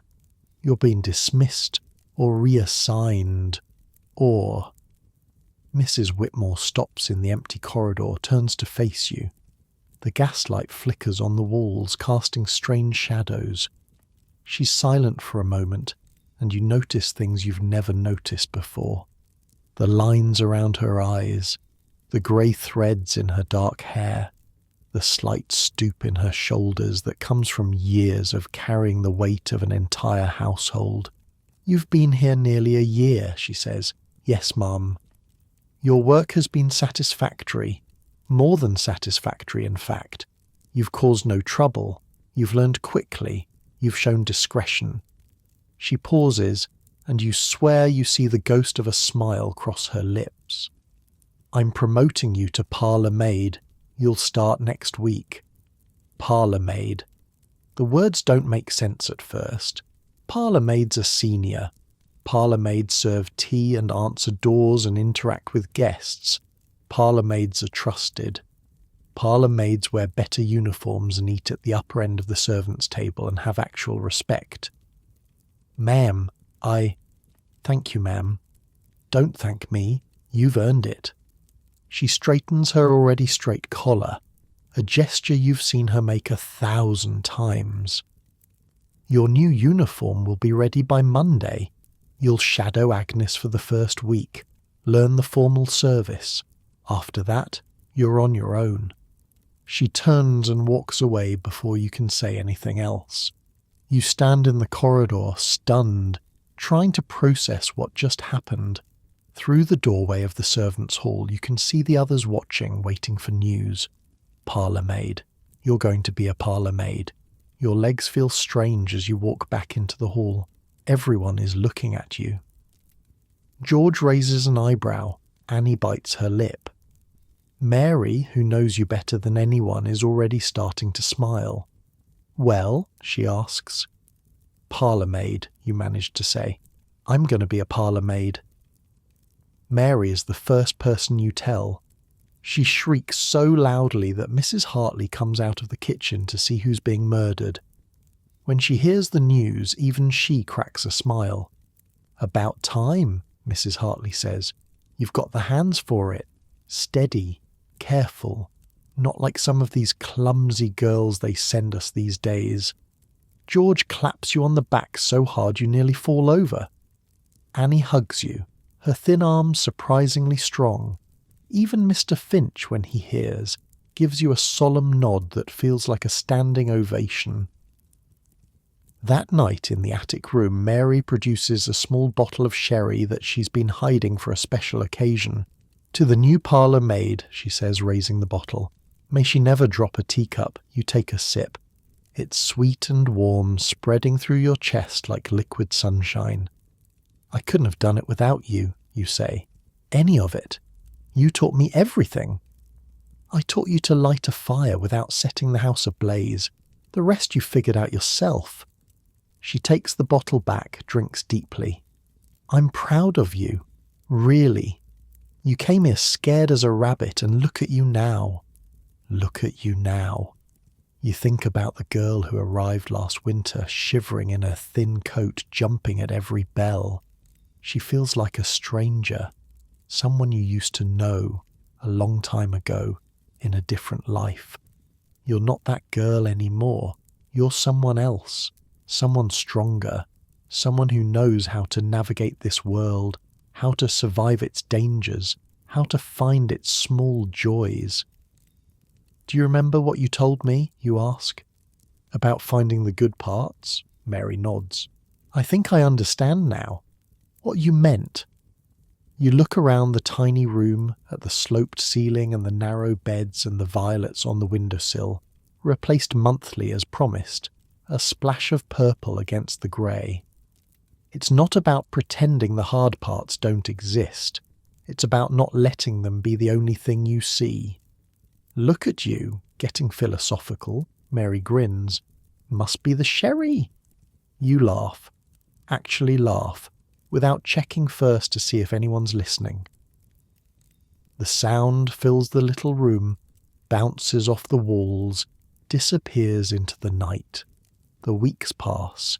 You learn your new role, the formal dance of parlour service, how to carry a tea tray without rattling the cups, how to announce visitors without stumbling over their names, how to be present enough to anticipate needs but invisible enough to fade into the wallpaper. It's harder than housework in some ways, easier in others.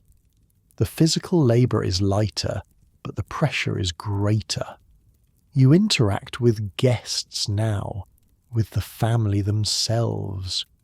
A dropped tray or a mispronounced name reflects not just on you, but on the whole household.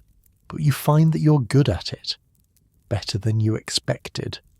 Your hands are steady, your voice is calm, your instincts are sharp. The years of watching, of learning, of paying attention have prepared you for this. November comes, grey and cold. The fires burn all day now, and the coal deliveries have doubled. The garden outside is bare, the trees skeletal against the pale sky. Winter is coming again, your second winter in service. But this year, you're ready for it. On a quiet evening in late November, you find yourself alone in the upstairs corridor. The family's at dinner. The other servants are below stairs, eating their own meal.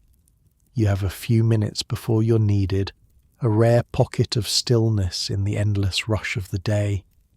You stop by a window and look out at the city. The street lamps are lit, pools of yellow light in the gathering darkness. Fog is rolling in from the river, softening the edges of everything, turning the familiar streets into something mysterious and new. Somewhere out there, carriages are rattling home, families are sitting down to supper, children are being put to bed. A whole world going about its business just beyond these walls. A lamplighter moves down the street below, his long pole reaching up to touch each lamp in turn. You've seen him before, many times, but tonight you watch him differently. He has a job too, a routine, a place in the great machine of the city. He lights the lamp so that people can find their way home. You light the fire so that people can stay warm. Different tasks, but the same purpose, making life a little easier for someone else. You think about your mother in her cottage in the village. You sent her money last month more than usual from your new, slightly larger wages. Parlour maids earn more than housemaids. Not much more, but enough to make a difference. Enough to buy her a new shawl for winter maybe, or a bit of meat for the Sunday pot. She wrote back last week, her handwriting shaky but legible. She's proud of you, she said. Her daughter, a parlour maid in a grand London house. She's told all the neighbours. They don't quite believe it, but she doesn't care. You think about the future. Another year here, maybe 2, then perhaps a position somewhere else, a house in the country or a grander house in town. You could be a head housemaid someday, maybe even a housekeeper if you work hard enough, if you're lucky enough, if you can stand to give your whole life to service the way Mrs. Whitmore has. Or maybe you'll leave service altogether, get married, have children, build a life outside these walls. There are men in London, working men, who might want a wife who knows how to run a household, who isn't afraid of hard work, who can turn a shilling into a meal. The future stretches ahead of you, uncertain but possible, full of paths you haven't chosen yet. Some of them lead further into service, some of them lead out. You can't see where any of them go, not really. You can only take the next step and trust that the path will become clear. For now, though, you're here, in this house, in this life, and that's enough. The dinner service goes smoothly. You help clear the final course, carry the coffee tray to the drawing room, stand ready in case anything else is needed.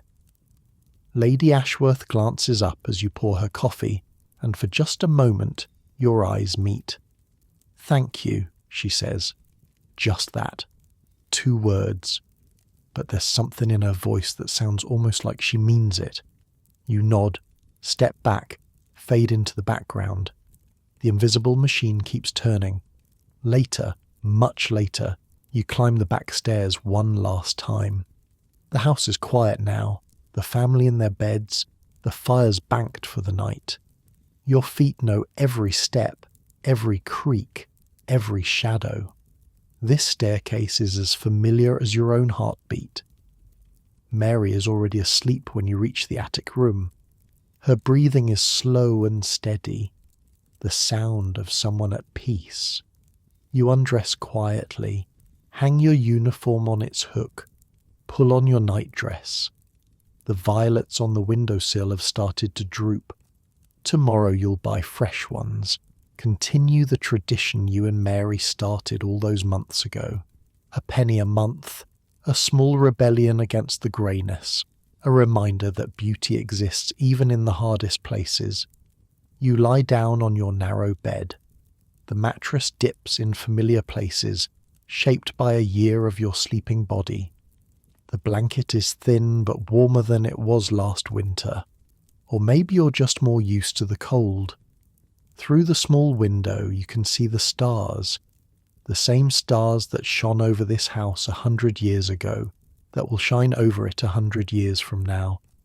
The same stars that shine over your mother's cottage, over the village where you were born, over all the places you've been and all the places you might someday go.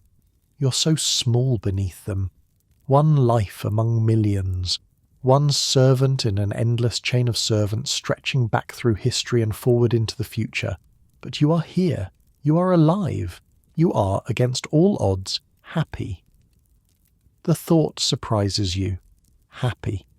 Is that what this feeling is? Not joy exactly.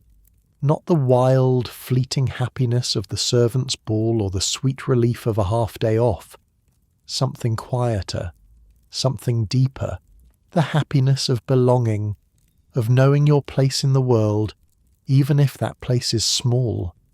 You think about all the people who have slept in this room before you, all the housemaids and kitchen girls and parlour maids who lay in this same bed, looked at these same stars, dreamed their own dreams of a future beyond these walls.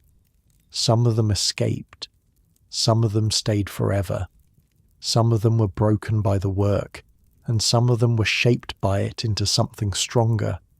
You don't know yet which you'll be. Nobody does until they get there. But tonight, you choose to believe you'll be one of the strong ones. Tonight, you choose to believe that the small joys are worth the struggle, that the friendships matter, that the work has meaning even when it's hard. Mary stirs in her sleep, murmurs something unintelligible, settles again. Your friend, your ally, the person who taught you how to survive this place, and, more importantly, how to find moments of grace within it. The house creaks around you, settling into the cold November night. Somewhere below, a door closes softly. Somewhere above, the wind whispers across the roof tiles. You're safe. You are warm. You're exactly where you're supposed to be. Your eyes grow heavy. The stars blur and soften through the window. The last thought you have before sleep takes you is of the violets, purple against the grey, small but beautiful, temporary but worth every penny. Tomorrow will bring new fires to light, new tasks to complete, new challenges to navigate. But that's tomorrow. Tonight, there's only this. The quiet room, the steady breathing, the stars keeping their ancient watch. Let your eyes close now. Let your breathing slow. Let the world outside this moment fade away, just as it fades for the girl in the attic, the servant who found her place, the small life that somehow, against all odds, became enough. The darkness is soft. The silence is kind. Rest now. You've earned it.